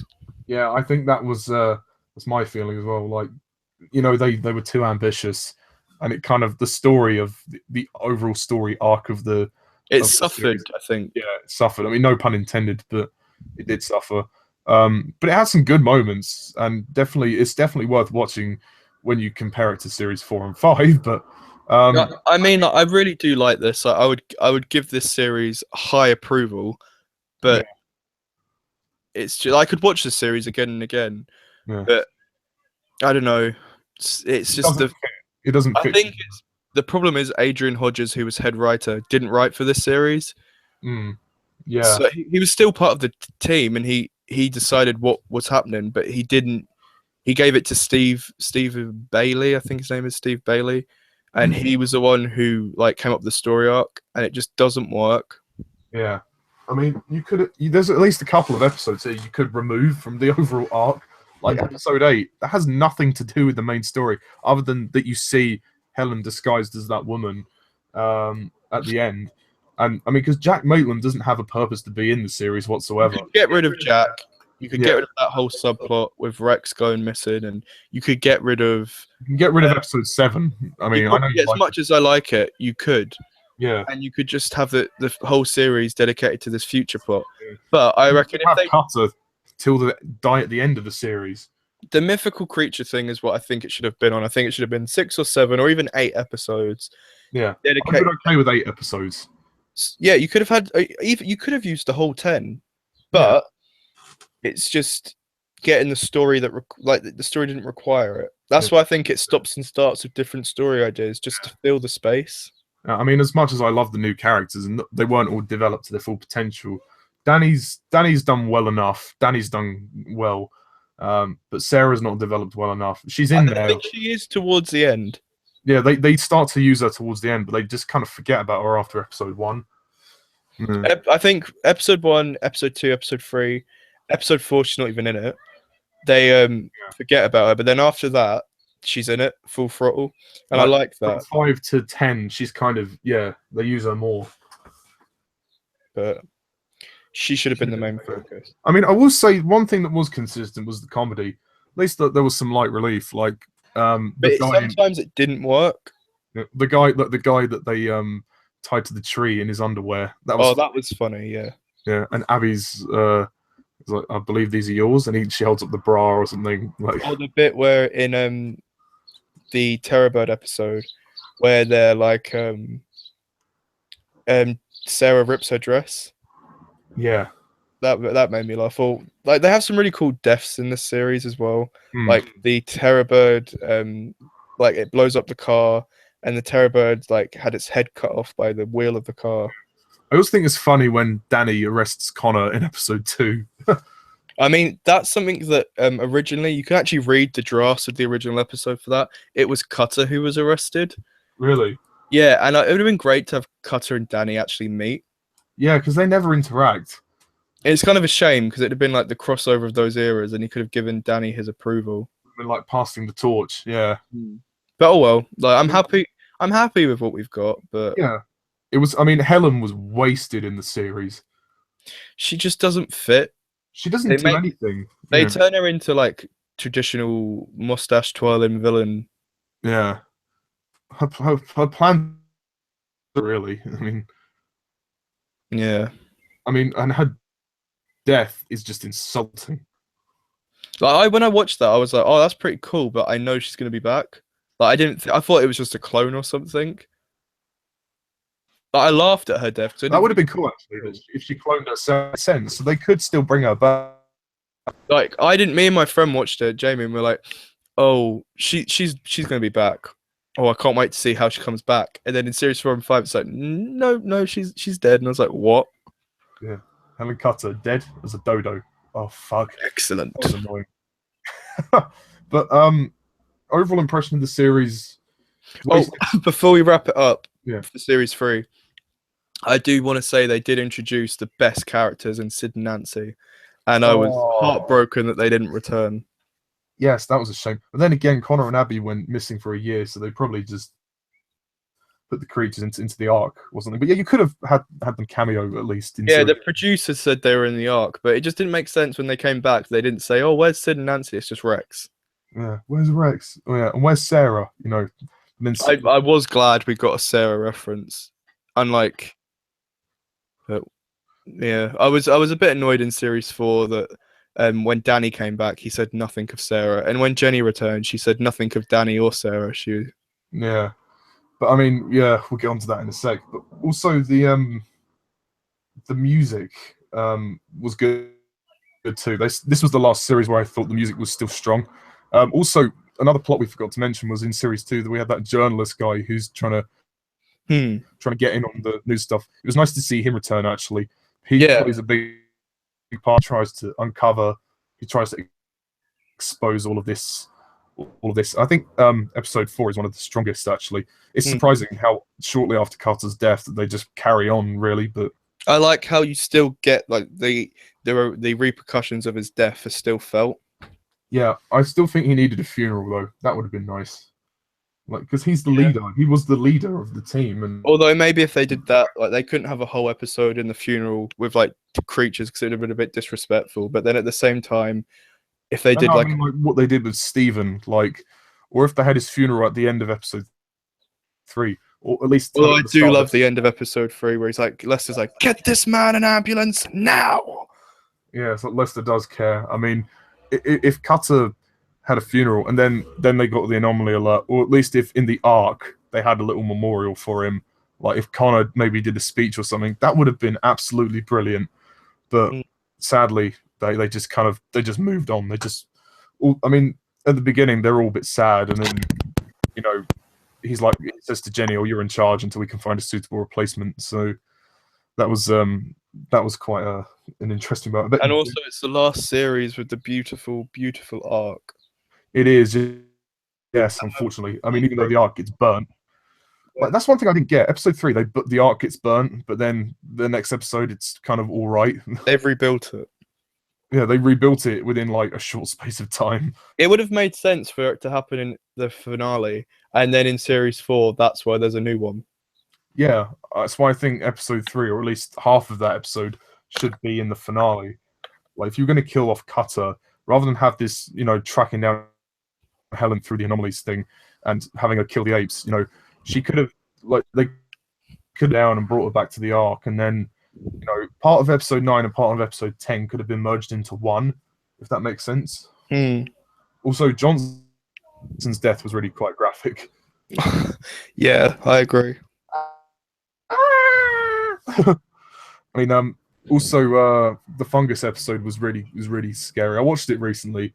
I love how original it is. It's not another dinosaur. It is a future creature, but it's like a plant fungus. I love how it's got infected on this pompous rich author, and then Sir Richard or something he's called, and then like I think it's really awesome. Like when in the arc when they have to confront it, and then Jenny nearly dies, and then do you think Danny has a bit of a thing for her? Like she's like, oh, you can let go of my hand now. He's like, oh, sorry. Like, or do you think it's just like nothing? Sorry? Do you think that Danny has a bit of a thing for Jenny? I do a bit, but I also think, and I know Jason Fleming said this in the commentary for episode 10, that he had a bit for Sarah, but Adrian Hodges was like, because he was like, oh, when I play a scene with Layla, I always try to make it romantic. But Adrian Hodges was like, oh no, Danny's going to get a new love interest in series 4. Never happened. No, and I take it that would have been Emily. Yeah. Well, I'm good with Jess. Oh, way too young. I don't think Jess would have been around in series 4 if Sarah had stayed. Yeah, actually, yeah, you're probably right. Because apparently, it would have been Becca and Sarah. Yeah, that to me wouldn't have worked at all. Much prefer Danny and Sarah. Well, anyway, I mean, 2-year hiatus. I'd probably rate the series 3 a very strong 7 out of 10. Like it's good, but it needs a lot of work. It needs a lot of tweaking, but there's enough in there to go. It's good. It's really entertaining, but it doesn't quite have the same impact as series 1 and 2. I mean, would you agree? Or well, it's a clean slate. It's just like everything changes, and I don't know what I'd rate it overall, but it wouldn't be as high as a 10, but I don't think it'd be as low as a 7, maybe somewhere in between. I'm not sure. I'd have to watch it. So at the moment, should we say 8 for you? Sorry, you broke up. Should we say like 8 out of 10 for you, or maybe? I'm not sure. When I do my review, I'll my overall ranking. Fair enough. And now we move on to the shit ones. Series 4, I don't hate. I don't dislike. I just frown. It's just okay. The first two episodes, brilliant. I love them. I really do. I think they're probably one of the strong. Episode 1 of series 4 is great. I love it because it continues directly after series 3, or a year after series 3. You get Sarah's mentioned, which I appreciate. I mean, it would have been nice for her to be in it, but oh well. At least they referenced it. Was in it originally, but she didn't want to come back because they were filming in Ireland. No. And she didn't want to be that far away from her daughter, which is understandable. But yeah, but like to kill her off though, that's a bit. She could have just left. Yeah, she could have just like after realizing that the team might have died, could have given. I think that would have been. Yeah, I mean Becca left, but then came back. Like he said that he quit, but he came back. Yeah, but it's I really liked Becca because it was like I nearly lost it. Becca is something that I appreciate 4 and 5 for. They really develop him, and he becomes likable. Yeah, and he comes in like the guy is. Sorry, go on. Because he's the one that's kind of lost everybody. Like you feel like he's struggling to cope with the loss of Connor, Abby, Danny on his own for a while. So even Nick. Yeah, it's like he in series 3 he's brought in to stop anyone dying after Stephen, and it's like he fails. Like everyone dies, everyone goes missing, everyone leaves, and it's like in series 4 he's haunted by that. And I think that's what series 4 and 5, if anything, that's probably one of the best things they do. Becca's really likable. I agree. Yeah, and then we get introduced to the new characters. Jess. Right, Jess, I used to dislike. I found her quite annoying, but rewatching it recently, she's probably one of the best things about them. I really, really like Jess, and I'm glad she's in it. And I take back what I said. Like, I think she has a place in terms of like her role doesn't do. She sits on a computer, but the actress Ruth Kearney, she at least tried. You know, she's very attractive. I'm not gonna lie, I have a bit of a crush on her, but like Jess isn't bad. She's okay. Like I think she's a new job role. She's head of communication, which is something we've never had before, and it makes it interesting. Like the arc becomes like prominent in every episode. Like whereas before you'd have episodes where you wouldn't go to the arc, it'd just be like but so Celeste's in it a lot more thanks to Jess, and they've got a great relationship. Yeah, she softens him up a bit as well. She can be a little bit over the top at times, but yeah, she can be a bit too bubbly. Like, oh, I'm Jess. Oh, hello. Oh. like, get me some chocolate, and it's like, okay, you're annoying, but I like you. Like, I don't know, like it's like, okay, stop. Don't cross the line. I think I'm kind of glad they have Jess, and if it returned for Series 6, if they were going to continue it directly after this series, I wouldn't mind Jess coming back. Yeah, I think she's okay. I don't think she's the best person on the team. Like, although she's definitely the best out of the new characters. She's far better than Matt Blanderson. Oh my god, Come Matt on. Anderson is the worst team leader ever. I was just like, when I heard Danny wasn't back, I kind of died a bit. And yeah, because I really liked Danny. Like you, Danny kind of grew on me. I missed Cutter, but I thought, you know what, Danny's taken to me. I do like Danny. He's a good guy. I was annoyed that Danny didn't come back with Abby and Connor. I was annoyed about that. Like Matt is just like he's so bad. Like he's got no personality whatsoever. I don't give a shit about his own personal storyline. He's from the future. The whole stuff with his father, it doesn't add anything to the overall arc of the series. It's so pointless. Like, what the fuck? It comes out of nowhere. And his acting is so terrible. Like, he's the worst. When it comes to the humor, he's the worst. It's like, oh, sorry, mate, I'm going to need to borrow your truck. His voice just annoys me. Everything about him. Yeah. Oh, Emily. Oh, Becker, get out of here now. And he doesn't care about any of them. Yeah, he just goes off on his own all the time. He doesn't like them, and it's like, oh, it annoys me. He's such a prat, like Matt the Prat. He's just ridiculous. And the first 2 episodes I really like, but after that, episode 3 for me is when, like, I think if they continued from the episodes like how they were in episodes 1 and 2, this would be a 10 out of 10 series. But then they introduced the Emily subplot, which literally just it goes nowhere. It suffocates the series, and series 5 as well. Yeah, like it suffocates this series, but then when it merges with Matt's storyline, it's too much. Yeah, I mean, even the creatures are disappointing in this series. I mean, they're okay, but they're not. I'm not sure I'd say that. I just think they don't fit the settings. Like the filler episodes of like series 1, 2, and 3 that were good, but they were just like some of the creatures. Like I would say, the worms in series 2, they're probably the weakest creatures of that series, but they were great. Yeah, it's just episodes like that fill series 4. The first 2 episodes are the only episodes that really stand out. Yeah. I feel whereas you have like the dog things in the school, the wolves, forgettable. It's very forgettable. Oh yeah, I would agree with that. It's a forgettable. It tries to rely too much on fan service by bringing characters back like Duncan. Although he was okay, like at least we got to see where. Yeah, I quite like that. I reckon he should have reoccurred a few more times.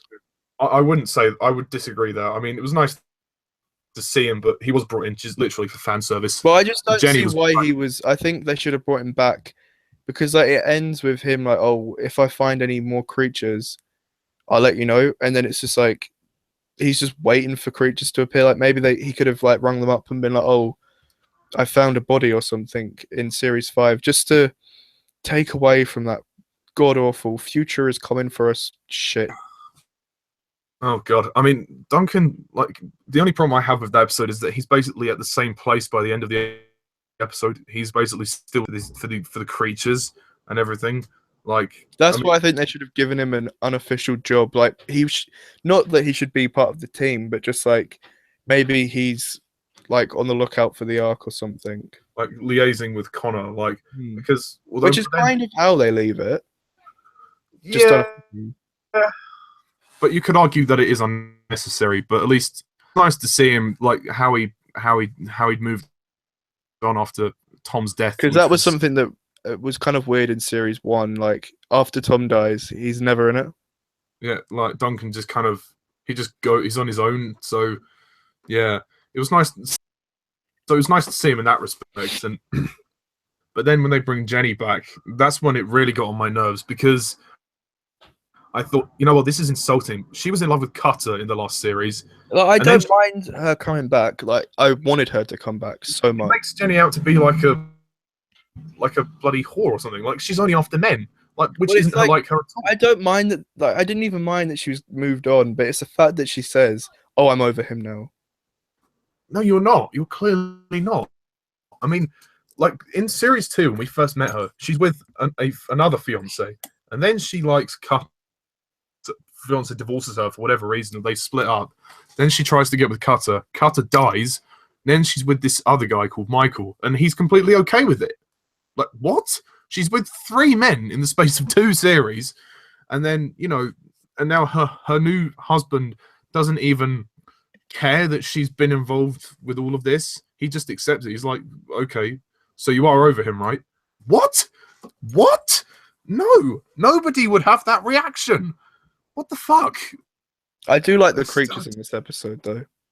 Yeah, I mean the wolves were quite cool. I mean, they're probably the only creatures that really stand out for me in this series. Like that, and the creatures I do like the type of creatures they have, but like the worm thing, that's kind of just an episode that I forget even exists, along with this one with the school.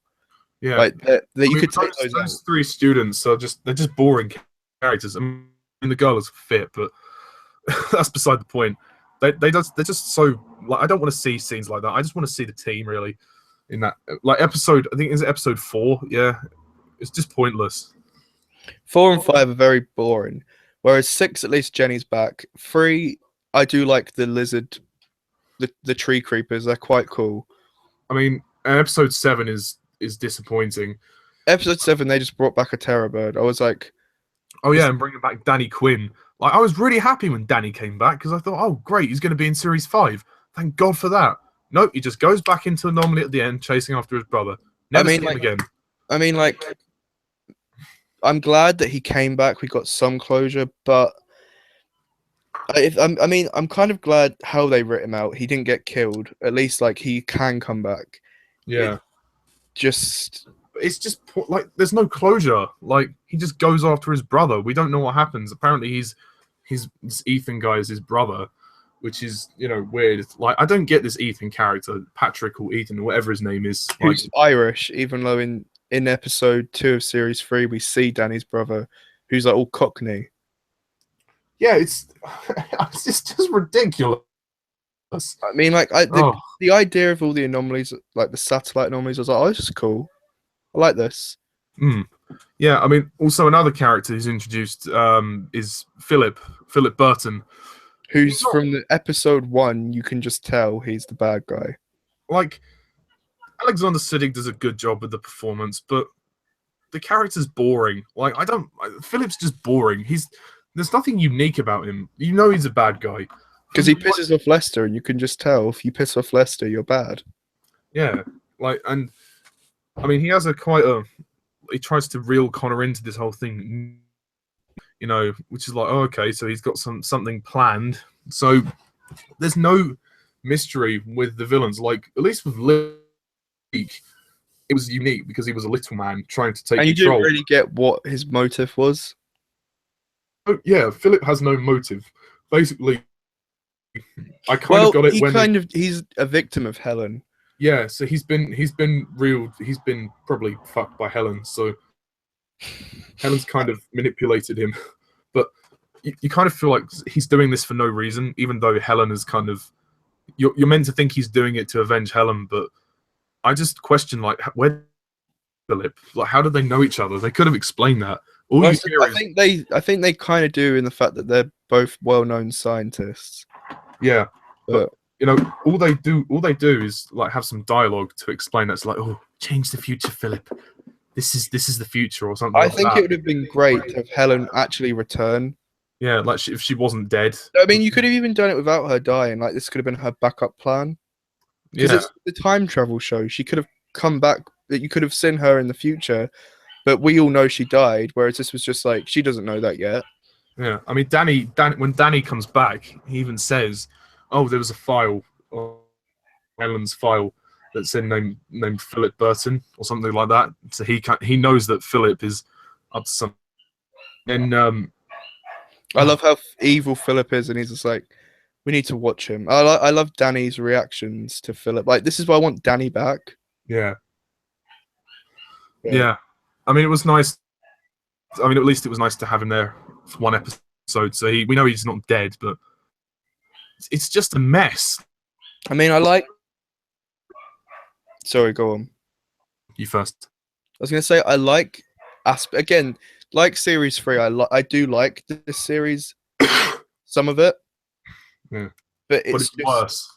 It's just it needed to be reshuffled, and they need to get rid of things like the new arc set is terrible in my opinion. It's way too futuristic. Yeah. It takes away the believability, like it's set in the real world. Yeah. Like I mean, I love the menagerie. That's something I do like. Yeah. Like this series does do a few good things. You have Jess. I like Jess. I like Becca. I don't like the like so Becca. cheesy. It's very forced. Like when she brings in the Chinese food in the car. Oh god. I mean, I prefer it over to the Anomaly. Give me a curse. It just comes out. Matt and Emily's romance comes out of nowhere. Yeah. Oh god. It's ridiculous. Like Emily has no reason to be there. Like I kind of like the idea in episode 3 that there's these people who've been trapped in anomalies from different eras, but why? I thought that was just going to naturally conclude with the episode. Like she goes back. But then, like at least by the finale, I thought, okay, she's going now. There's no more of this. But no, they have to bring her back in series 5, which we'll get onto in a minute. But I don't know. This series insults teasing of the fan service that we never get, and just the story arc itself is just stupid. I mean, and it doesn't end. It just cuts off. Ethan is a poor replacement for Helen. Yeah, I mean, Philip is all right, but like he's nothing compared to Helen. What insults me more is the fact that this feels like half a series. It doesn't feel like a complete series. It feels like the last episode is not a finale. Well, like just cuts off. It just ends. Like so I remember watching it, and it's just like Matt reveals he's from the future, which was something that I was like, oh, okay, I thought that, but like, let's see what happens. And then Did you find that?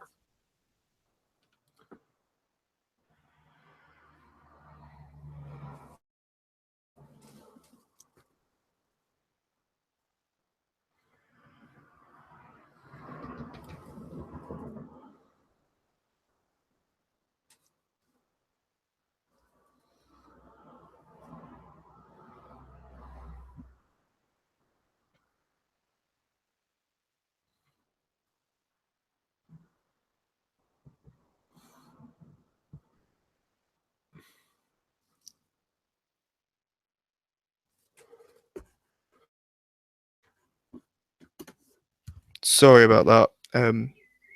I had to do something. That's all right. What was I saying? Yeah, I don't know.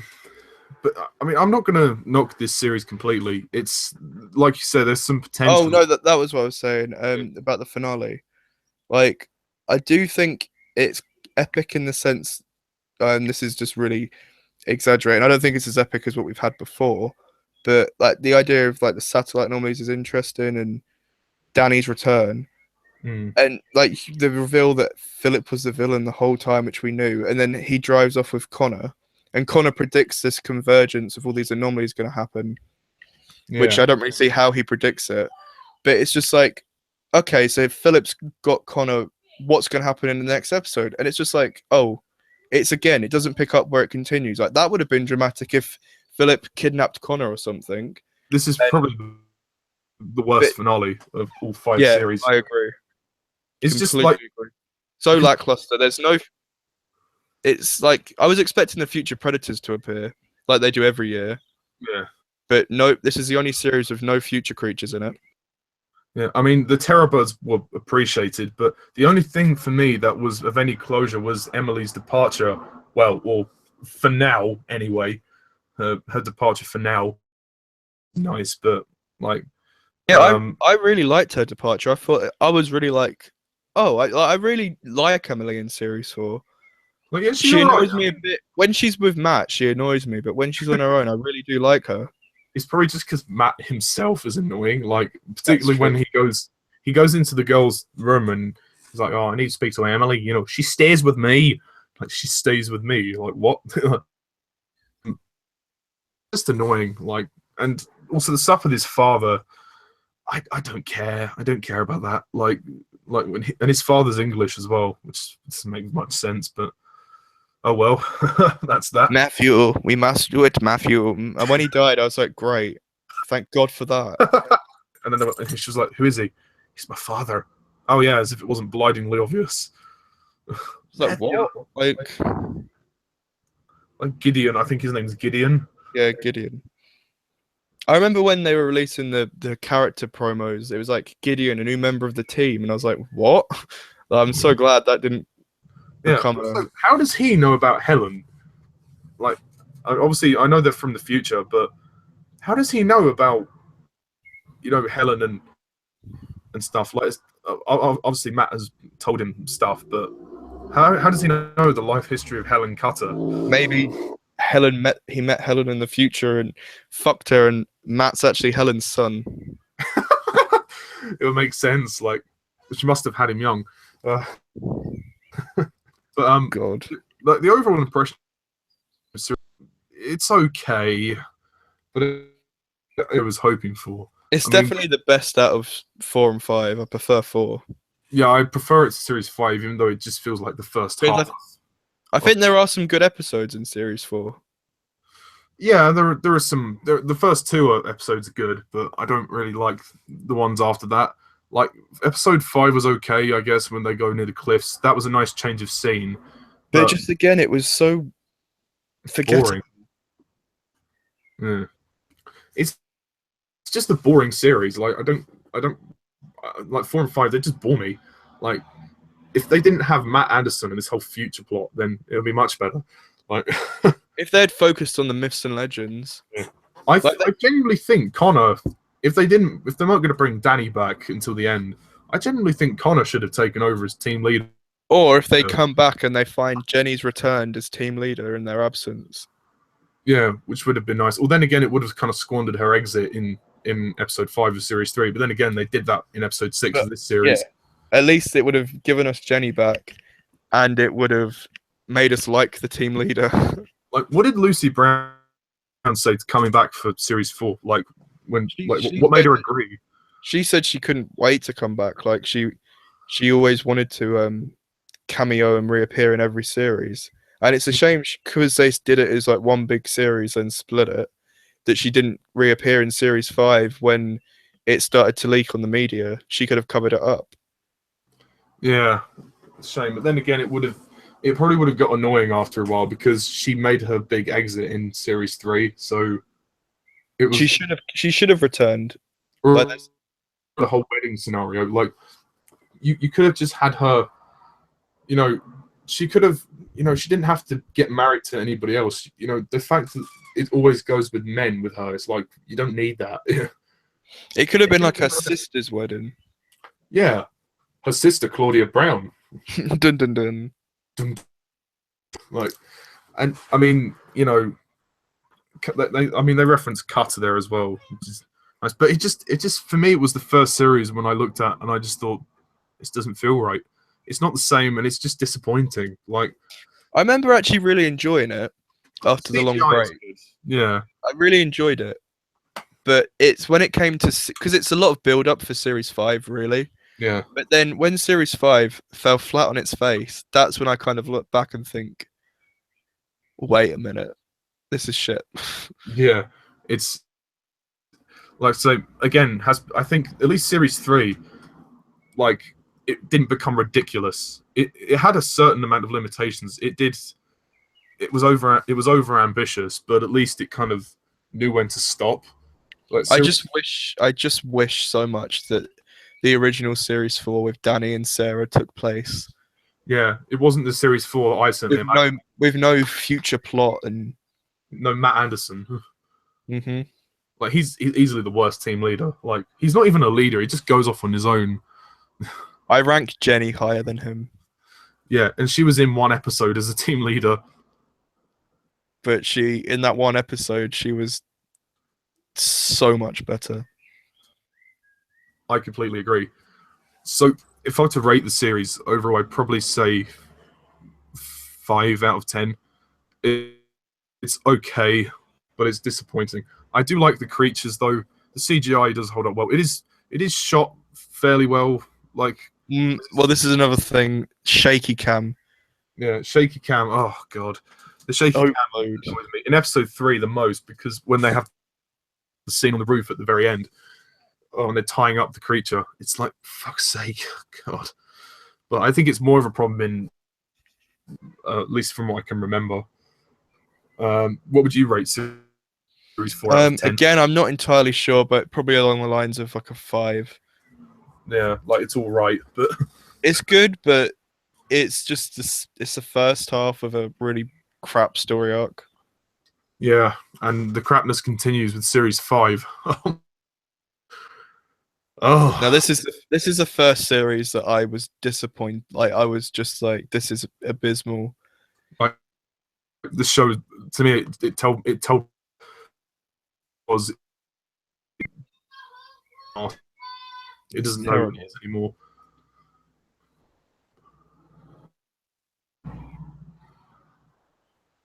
Hello? Hello? Oh, sorry, you're still there. Yeah. Yeah. I mean, right from the get-go, you're right. I don't know. Like, it just opens randomly with Lester in a car, and, you know, him driving to work, and, you know, the Beatles. Like, that episode just, it does nothing for me. Like, I got so bored of it so quickly. The idea is interesting, I guess. Bit of a rehash from the Scorpions, but Yeah. I don't think it's probably one of the best episodes of Series 5. How crap! Well, I think this could have been easily put in Series 4, and it would have made Series 4 a lot better. They could have taken out the worm episode and replaced it with this. Like, Yeah. I'm glad we've got future creatures again. That's cool, but this is a problem I have with Series 5. Way too many future creatures. Way too much future apocalyptic crap. Like Lester becoming the Lester and all of that. To James Lester, it's just filler. And we're introduced to April, who is literally the worst actress In the show. Oh god, she's terrible. Like Caroline ripoff. Yeah. And the way she wears those glasses as well. And she's like a really bad Bond girl. Yeah. I mean, she talks with a terrible accent like this, you know. It's like 1 minute I'm Irish and then the next I'm very British, and it's like, piss off. Like yeah. I mean, I like that we finally find out what New Dawn is, but it's like, it's crap story. It doesn't amount to anything. It's like, surely it should have episode 1 of Series 5 should have picked up with like the dramatic ending of Series 4. Well, which it doesn't make. It makes Series 4 look so undramatic. Yeah. The end of Series, because episode 7, I remember the build up to Series 5. Everyone online was talking and saying, Philip's gonna kidnap Connor and kill him, and episode 1's gonna end with the death of Connor, and it's gonna be the biggest shake up in Primeval. And I was like really looking forward to this massive revelational shock of what was gonna happen to Connor, and then it's just like nothing happened. Yeah. it was like, he just shows him the New Dawn stuff, and it's like, did we just forget about everything that happened in the last episode? Well, apparently, yeah. Ugh.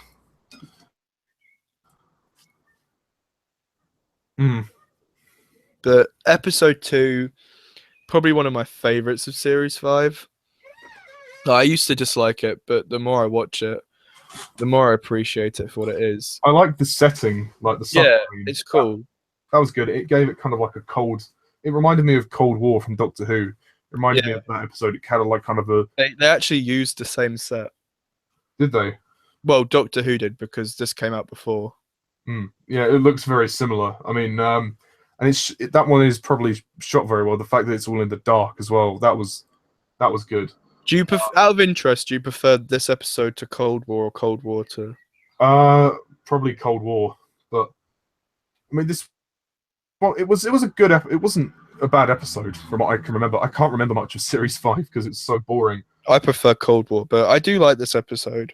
The whole stuff with the Admiral as well. It doesn't. It's just really bad. I don't care about it. Like, none of the stuff in Series 5 interests me. Like all of the things regarding Philip and stuff. The fact that Matt and Abby are trying to suss out. Like, you don't care about any of this, and the fact that Connor and Abby's relationship isn't going well, and it's, I don't even care about that, which is surprising. Like, it's so, almost feels so uneventful. Like, and then Emily returns. That was the worst episode in Primeval history. Episode 3. The Spring Hill Jack stuff, interesting. Victorian London, interesting. Matt Anderson, not interesting. Bringing back Emily, not interesting. Bringing back the Raptor, who we've seen 1,000 times. The Raptor has been in every series apart from Series 1. Like, couldn't they have used a different creature? Like, even if they had to have a reoccurring creature, couldn't we have had like the saber-toothed tiger return or something different than the Raptor? The Victorian London setting would have been a very interesting setting for the future Predator. But then again, do we really want the future Predator to return? It kind of, well, it does in the last. Yeah, but I mean, like, would you want it to just reoccur all the time, or I don't know? Yeah, well, they could have just come up with something new, like, because the Raptors, like, it just shows how lazy the writers were. They would like, fuck it, let's just use the Raptor. It's the one that people can understand. And in episode 2, you kind of have a Raptor-like dinosaur on the submarine. Yeah, cool. And then, I mean, probably my favorite episode of the series, which isn't saying much, is episode 4. Yeah, I like that one. I like the idea of the Ark being invaded. It's like set entirely in the Ark, which is nice. And I get, but then it annoys me that we have like this whole crap at the end where it's like, oh, the walls are filled with like iron to like protect it from radiation, and all the creatures from the menagerie are okay, and it's just like, what? That's so lazy. And it's just like the man-made anomaly makes my hair curl.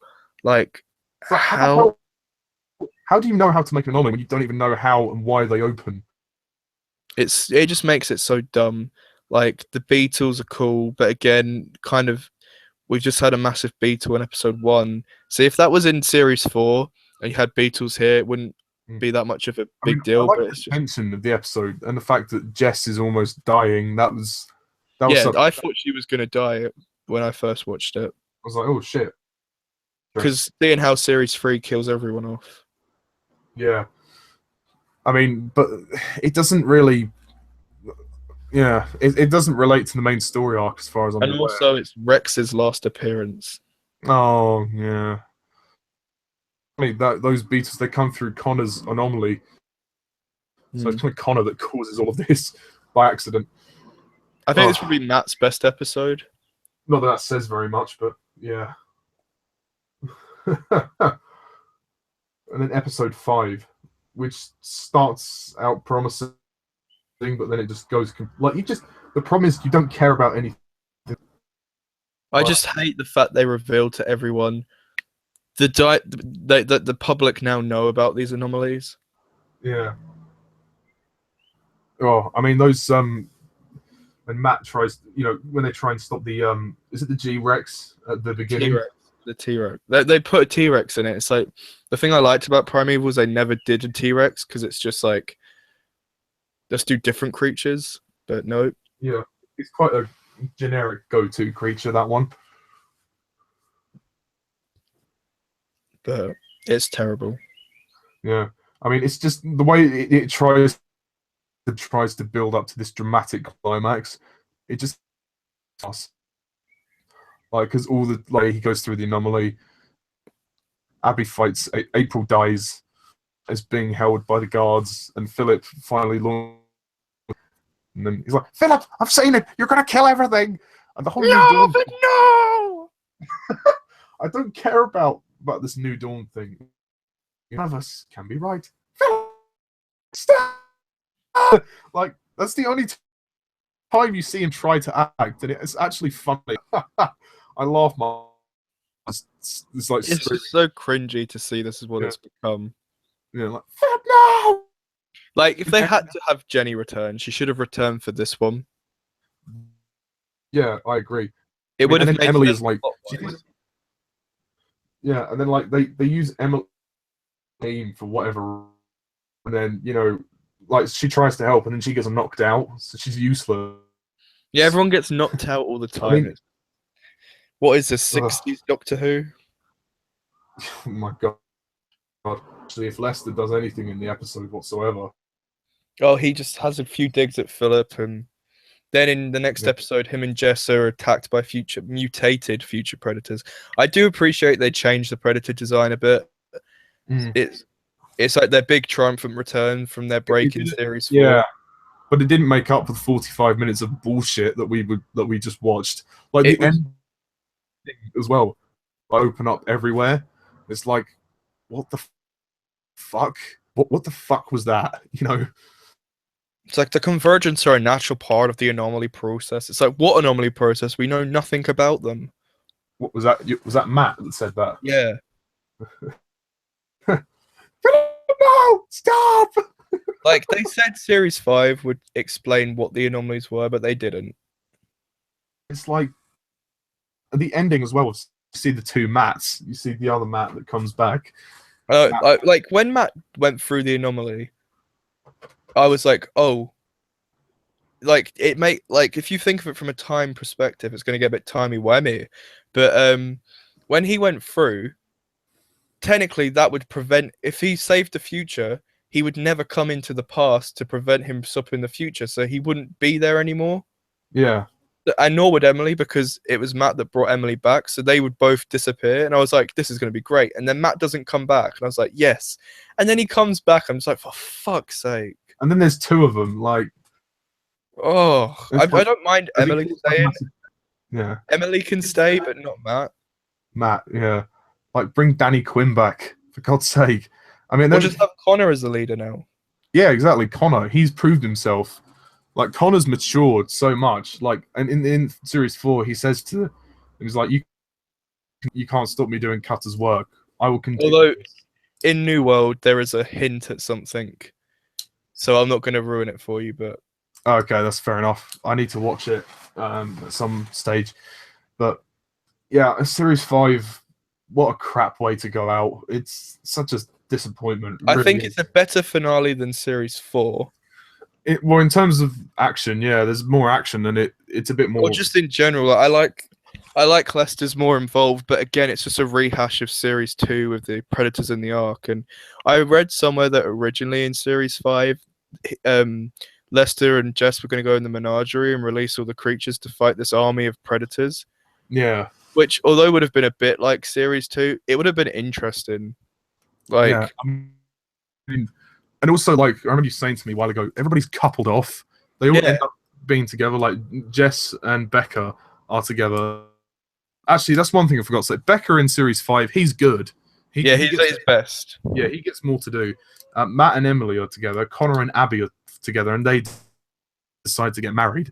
So, I mean, that's nice. Connor and Abby's relationship is the only thing that really kept me interested. Even though I didn't care when they were arguing, I was still interested in their relationship. I mean, when April was trying to well, pretended to fancy Connor. Is like, again, this is Caroline all over again. When she whispered in his ear the secret, I was like, oh god, she's pregnant.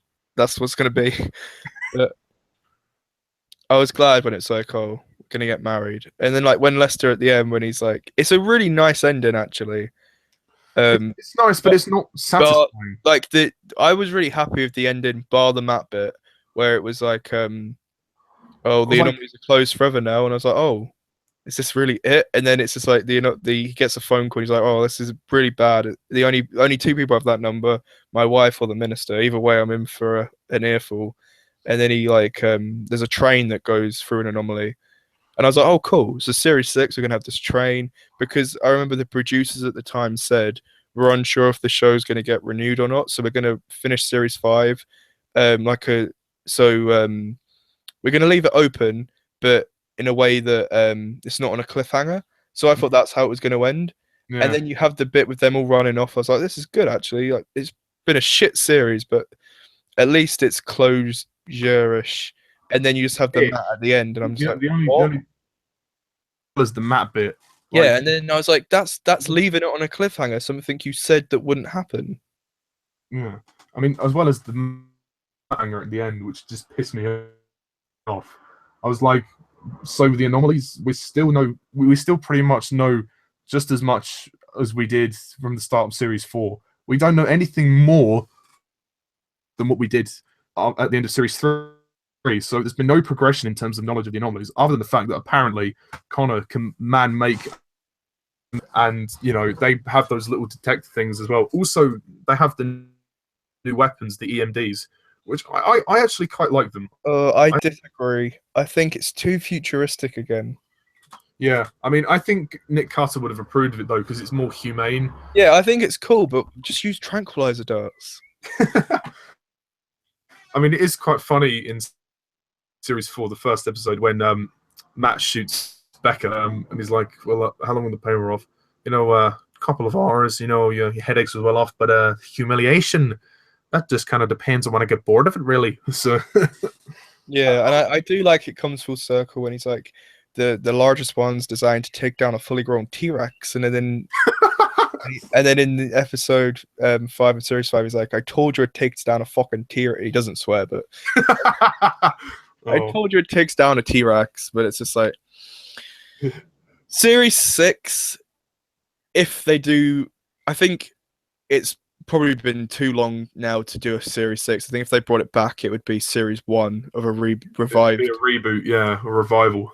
Well, you never know, they might do a series 6, but I think it would just be like, would it pick up where it left off? Would it like? I very much doubt it. I'm so annoyed that now we have this everlasting loop of, if they do a series 6 picking up, maybe not like, it might be like 6 years later or 5 years later or whatever.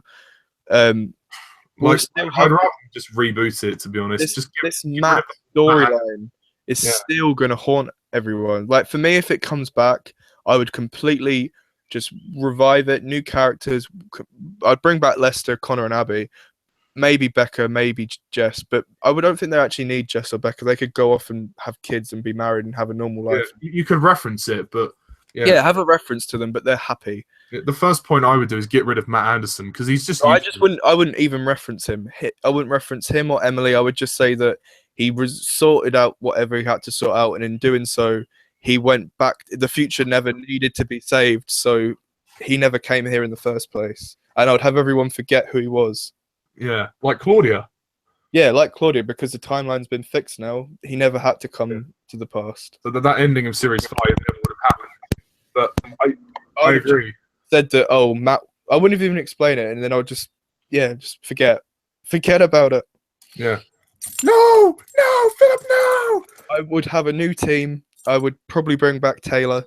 I'd bring back Helen, actually, because you could actually say Helen might not be dead. She could be scattered across time. I mean, she could have cloned herself. So you could say Helen died if you had to, but just say that Helen can come back through the power of time travel. She's got a vortex manipulator. Oh, me. Oh, it's like I would bring back Jenny. Yeah. Maybe not. I agree though. In like, if you were to revive the show, start with a younger team. Maybe have like if you had Connor and Abby being the leaders, and then once they decide to go pass the torch on to this new team, like say Taylor and the younger generation, Ben from episode 1. Ben from episode 1, that'd be interesting to see him come back. That would kind of bring it full circle. Because technically, if you brought him back, you could even tie up the Claudia Brown arc, because he met Claudia Brown, and maybe somehow he remembers Claudia Brown. Actually, no, he wouldn't, because all the others forgot as well. No, this is what I'm saying. Maybe for some bizarre reason he remembers her, and it's just like, how the hell do you remember Claudia Brown? And then somehow, like, we find out later on he died. I don't know. Like, I can see series 1 of the revival, if it was down to me, opening up where episode 1 started in the Forest of Dean. I think like I'd call it like Primeval Evolved, not like the website. Oh, I remember that. Primeval, yeah, like as a call just to say that it is a revival, like not just call it Primeval, not Series 6, just Primeval Evolved. That's a cool idea. I would just literally call it Primeval, and then just not like how Doctor Who came back. Yeah, not a reboot, but a revival, and just start again. I would go back to the old title sequence and the old music. Because actually, that's another thing I forgot to mention. In Series 4 and 5, the music was terrible. The music was awful.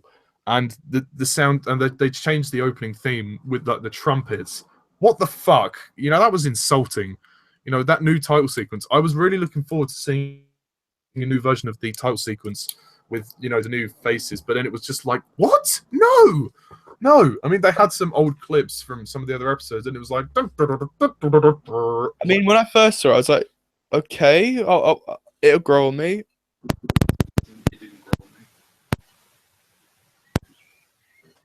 Sorry, I missed the last bit, Louie. I said when I first saw it, I was like, okay, it might grow on me, but it never grew on me. No, it just doesn't... It's not as epic. Like, I appreciated the opening much more for 1 to 3 because it was much more epic. You had all the shards flying around all at once. It was faster. Like, it just felt too slow. And it was like, and you know, I mean, you had some of the creatures' faces in there, and when it went... I like how they... The thing I used to like about the title sequences, you would always see bits of future episodes in it, like future creatures or something. Yeah. But then in Series 4, you have one snippet of the Spinosaurus that's in the first episode anyway. Yeah. But then for Series 5, there's nothing. Yeah. Like, it just turns its head and it goes... like, it doesn't... And then you get the title that just... It just kind of comes in like... Dun, dun, dun, dun, dun, and then the shard kind of... It kind of flies away. But it's just like... That was disappointing. Like, at least with... Like, I preferred it in 1 to 3 because there was, like, the screech at the end. It's like... Like, yeah, same. I much prefer that. It was so much better. But, I think that may have been because Dominic Scherer probably decided to... Basically, I think, did he leave or something after Series 3? Yeah, he left and a new person came in. Oh well. But as for Series 5, I'd probably rate it a 3. 3, yeah, 3 out of 10. Like, some good moments, but not enough for me to say. Like, the only episodes I really like, I think, are episode 4 and possibly 1 and 2. The rest are pretty shit, to be honest. Yeah. What a terrible way to go out. What would you rate it out of 10? 3. 3. And overall, before you talk about New World very briefly, how would you rank the 5 series? I think I've said it before. I rank it Series 2 the best, followed by Series 1, followed by Series 3, followed by New World if we're going to include New World, then Series 4, then Series 5. Oh, fair enough. So New World is apparently better than 4 and 5. In my opinion. It reminds me a lot of Series 3, actually. Oh, well, because it's longer. Not just that. It's just like the... I think it's got a better story arc than Series 3, actually. You think so? Yeah. It's not all complicated. Well, it's complicated, but it's not like mixed. It doesn't stop and start. Oh, that's good. I mean, I can't rank New World because I haven't seen it yet, but as for how I'd currently rank Primeval, the UK series, I'll I would say number 5 is Series 5. It's right at the bottom. Number 4 is Series 4. Number 3 is Series 3. Number 2 is Series 1. And number 1 is Series 2. So really hope will form one day. I would even be happy myself in later life to reboot the show, to revive it in some way. That is my goal. Yeah. Awesome. If I ever get into television, I would pitch the idea to Primeval still there's a lot of fans out there, and I think I'd like to try something like to do a revival, because in the later series really dwindled. It got complicated. I would focus on maybe the myths and legends, which is what we were promised in Series 3, but we never got. So, yeah, that's what I would do. I'd pitch to the studio and say, look, I have a new vision for Primeval, like with a younger generation, like to make it more relatable for younger kids as well, but still have the kind of the scare factor as well, if that makes sense. I can see that. Yeah. Is there anything you want to say before you move on to New World? No, not really. Other than it will come back. I know that for fact because it's going to be my life ambition. I will bring it back. If not, I failed in life. So one day it shall come back. Yes, it shall come back. I mean, the producers, I don't think they've said anything about it returning, have they? Yeah, they have actually the other day. Because it got a lot of hype on Twitter because it's 10 years, and they said that because like they had a fan Q&A and they're like, oh, could you tell us what Series 6 was going to be about? Could you tell us about what Matt was gonna, that whole thing with Matt? And they said no, because we're in talks and like we don't want to reveal anything until like we completely know it's never going to come back. And Big Finish want the rights for Primeval, but they've been told no because there's still a possibility of it coming back. So there are possibilities, but nothing set in stone. There's a film that's in production. Oh, so there's a film of it? Yeah, there's been a film in production since 2009. Whether or not it happens or not. Well, we'll have to wait and see then. So obviously I can't comment on this because I haven't actually seen it yet, but what do you make of Primeval New World? Extremely underrated. Like, I'm not going to do an episode by episode, but I'm just going to give my opinions on it without giving anything away. It is essentially a spin-off show. It's a spin-off, not a reboot, not an American version. This is what, it's not even American, it's Canadian. The actors are Canadian, it's set in Canada, nothing to do with America. Give it a go.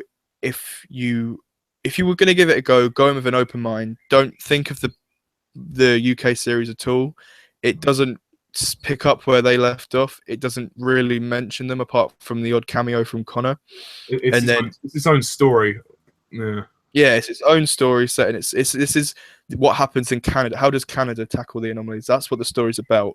Although, given the fact that Connor is in it, are we meant to assume that it is set after Series 5? I think it's set during, or I'm not really sure. Like, you have to watch. I take it's after Series 5 because there's a scene where without giving anything away, there's a scene that hints that you don't see any. They don't tell you anything about the UK team, but there's definitely been some changes. That's all I'm gonna say. Yeah. Okay. But yeah, it's good. I really like it. I think that it should have had a second season, but due to budget, it was cancelled.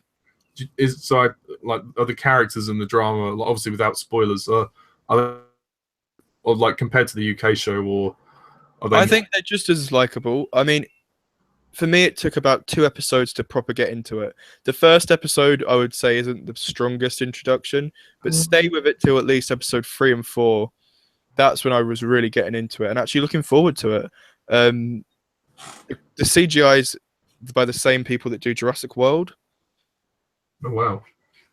So it's big Hollywood stuff. They use a lot more dinosaurs in New World. There's no future creatures, but I do like what we're given. I really do hold it high. And it's the longest series of Primeval, 13 episodes. Yeah, and the finale's great. I really love the finale. Is it 2 parts? Yeah, 2 parts, and they've all got episode titles, which is something I love. I could read them out if you want, because it's non-spoilery. Yeah, because my DVD, my Blu-ray on the back, it's German, Yeah. so it doesn't have the in English titles. Oh, I can. Well, episode 1's called The New World. Yeah. Episode 2 is I can't say it. Sisualtul. It's like it's about myths and legends, because it's a Native American demon thing. Episode 3 is Fear of Flying, which is a personal favorite. Episode 4 is Angry Birds with the terror birds. Episode 5 is Undone. Episode 6 is Clean Up on Aisle 3, which is quite a dark episode. Episode 7 is Babes in the Woods, which is probably one of my favorites. Is that meant to be like a Robin Hood reference? Like, No, it's not. It's about a group of lesbians in the woods. Like they're basically like porn actors. That's something I'd say about series 2, New World. It's dark. See when people get killed, you see the blood and the guts and the bodies. There's swearing in it. It's not for kids. It's not a family show. This is an adult. So it's more mature than the UK show. Yeah, it's a lot more darker, grittier. And maybe sometimes it turns some people off of it. Maybe it does. I think the fact is a lot of people just assume it's going to pick up where Series 5 left off. But it's not. Episode 6. Yeah.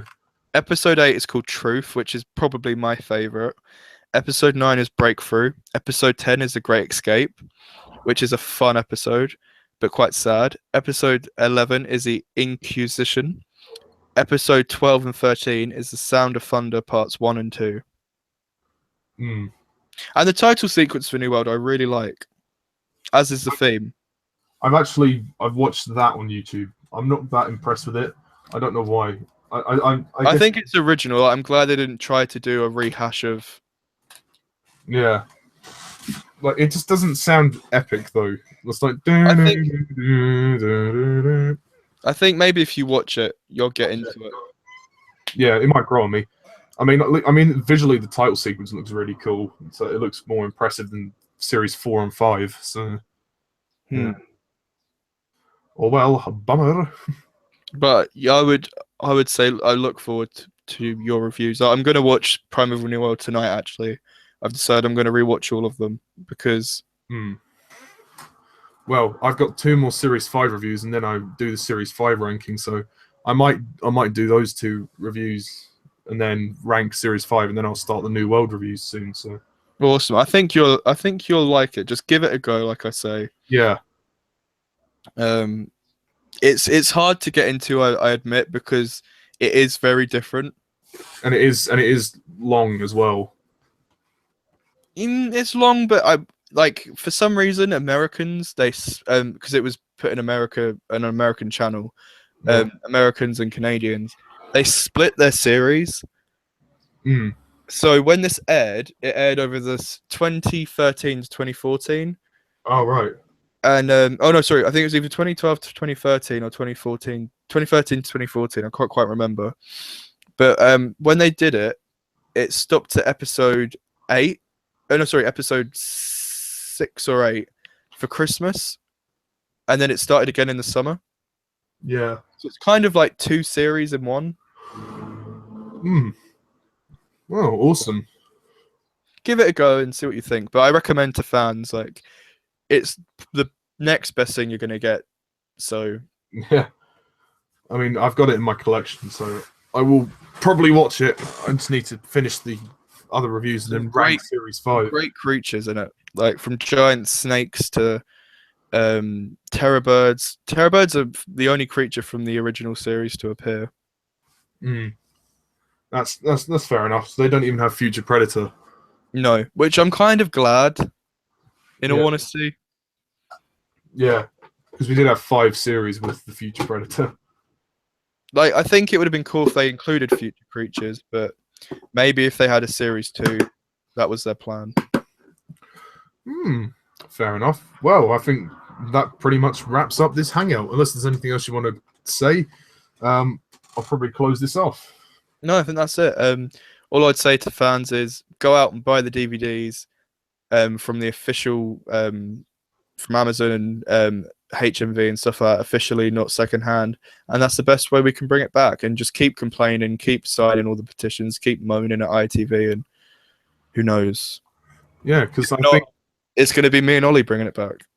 yeah, which I that would be the plan. If I can break into television, I will one day pitch an idea. And I'm just going to beg you, bring me on as writer. Yeah. Well, we could write together, definitely. That's what I mean. Bring me on as series writer. I don't not include me in this. Yeah, no, absolutely. It'll be a joint thing because out of the people I know, you're the biggest Primeval fan. So, Thank you. yes, and thank you very much for watching and listening, guys, and thank you for Louie for coming on board. And stay tuned, guys, for our Series 1 reflection. Which We'll will be doing come a reflection on, where we talk about individual episodes. We've done brief we've done our sort of major thoughts on the series as a whole in this reflection, but we'll do individual series episode reflections. Although series 3 we might split because it is 10 episodes, so I think doing it in one will be a bit difficult for time purposes. But I will be joined by the Watcher, Jack McCullough. So until then, guys, I'm MrTardis11. This is Louie, and see ya.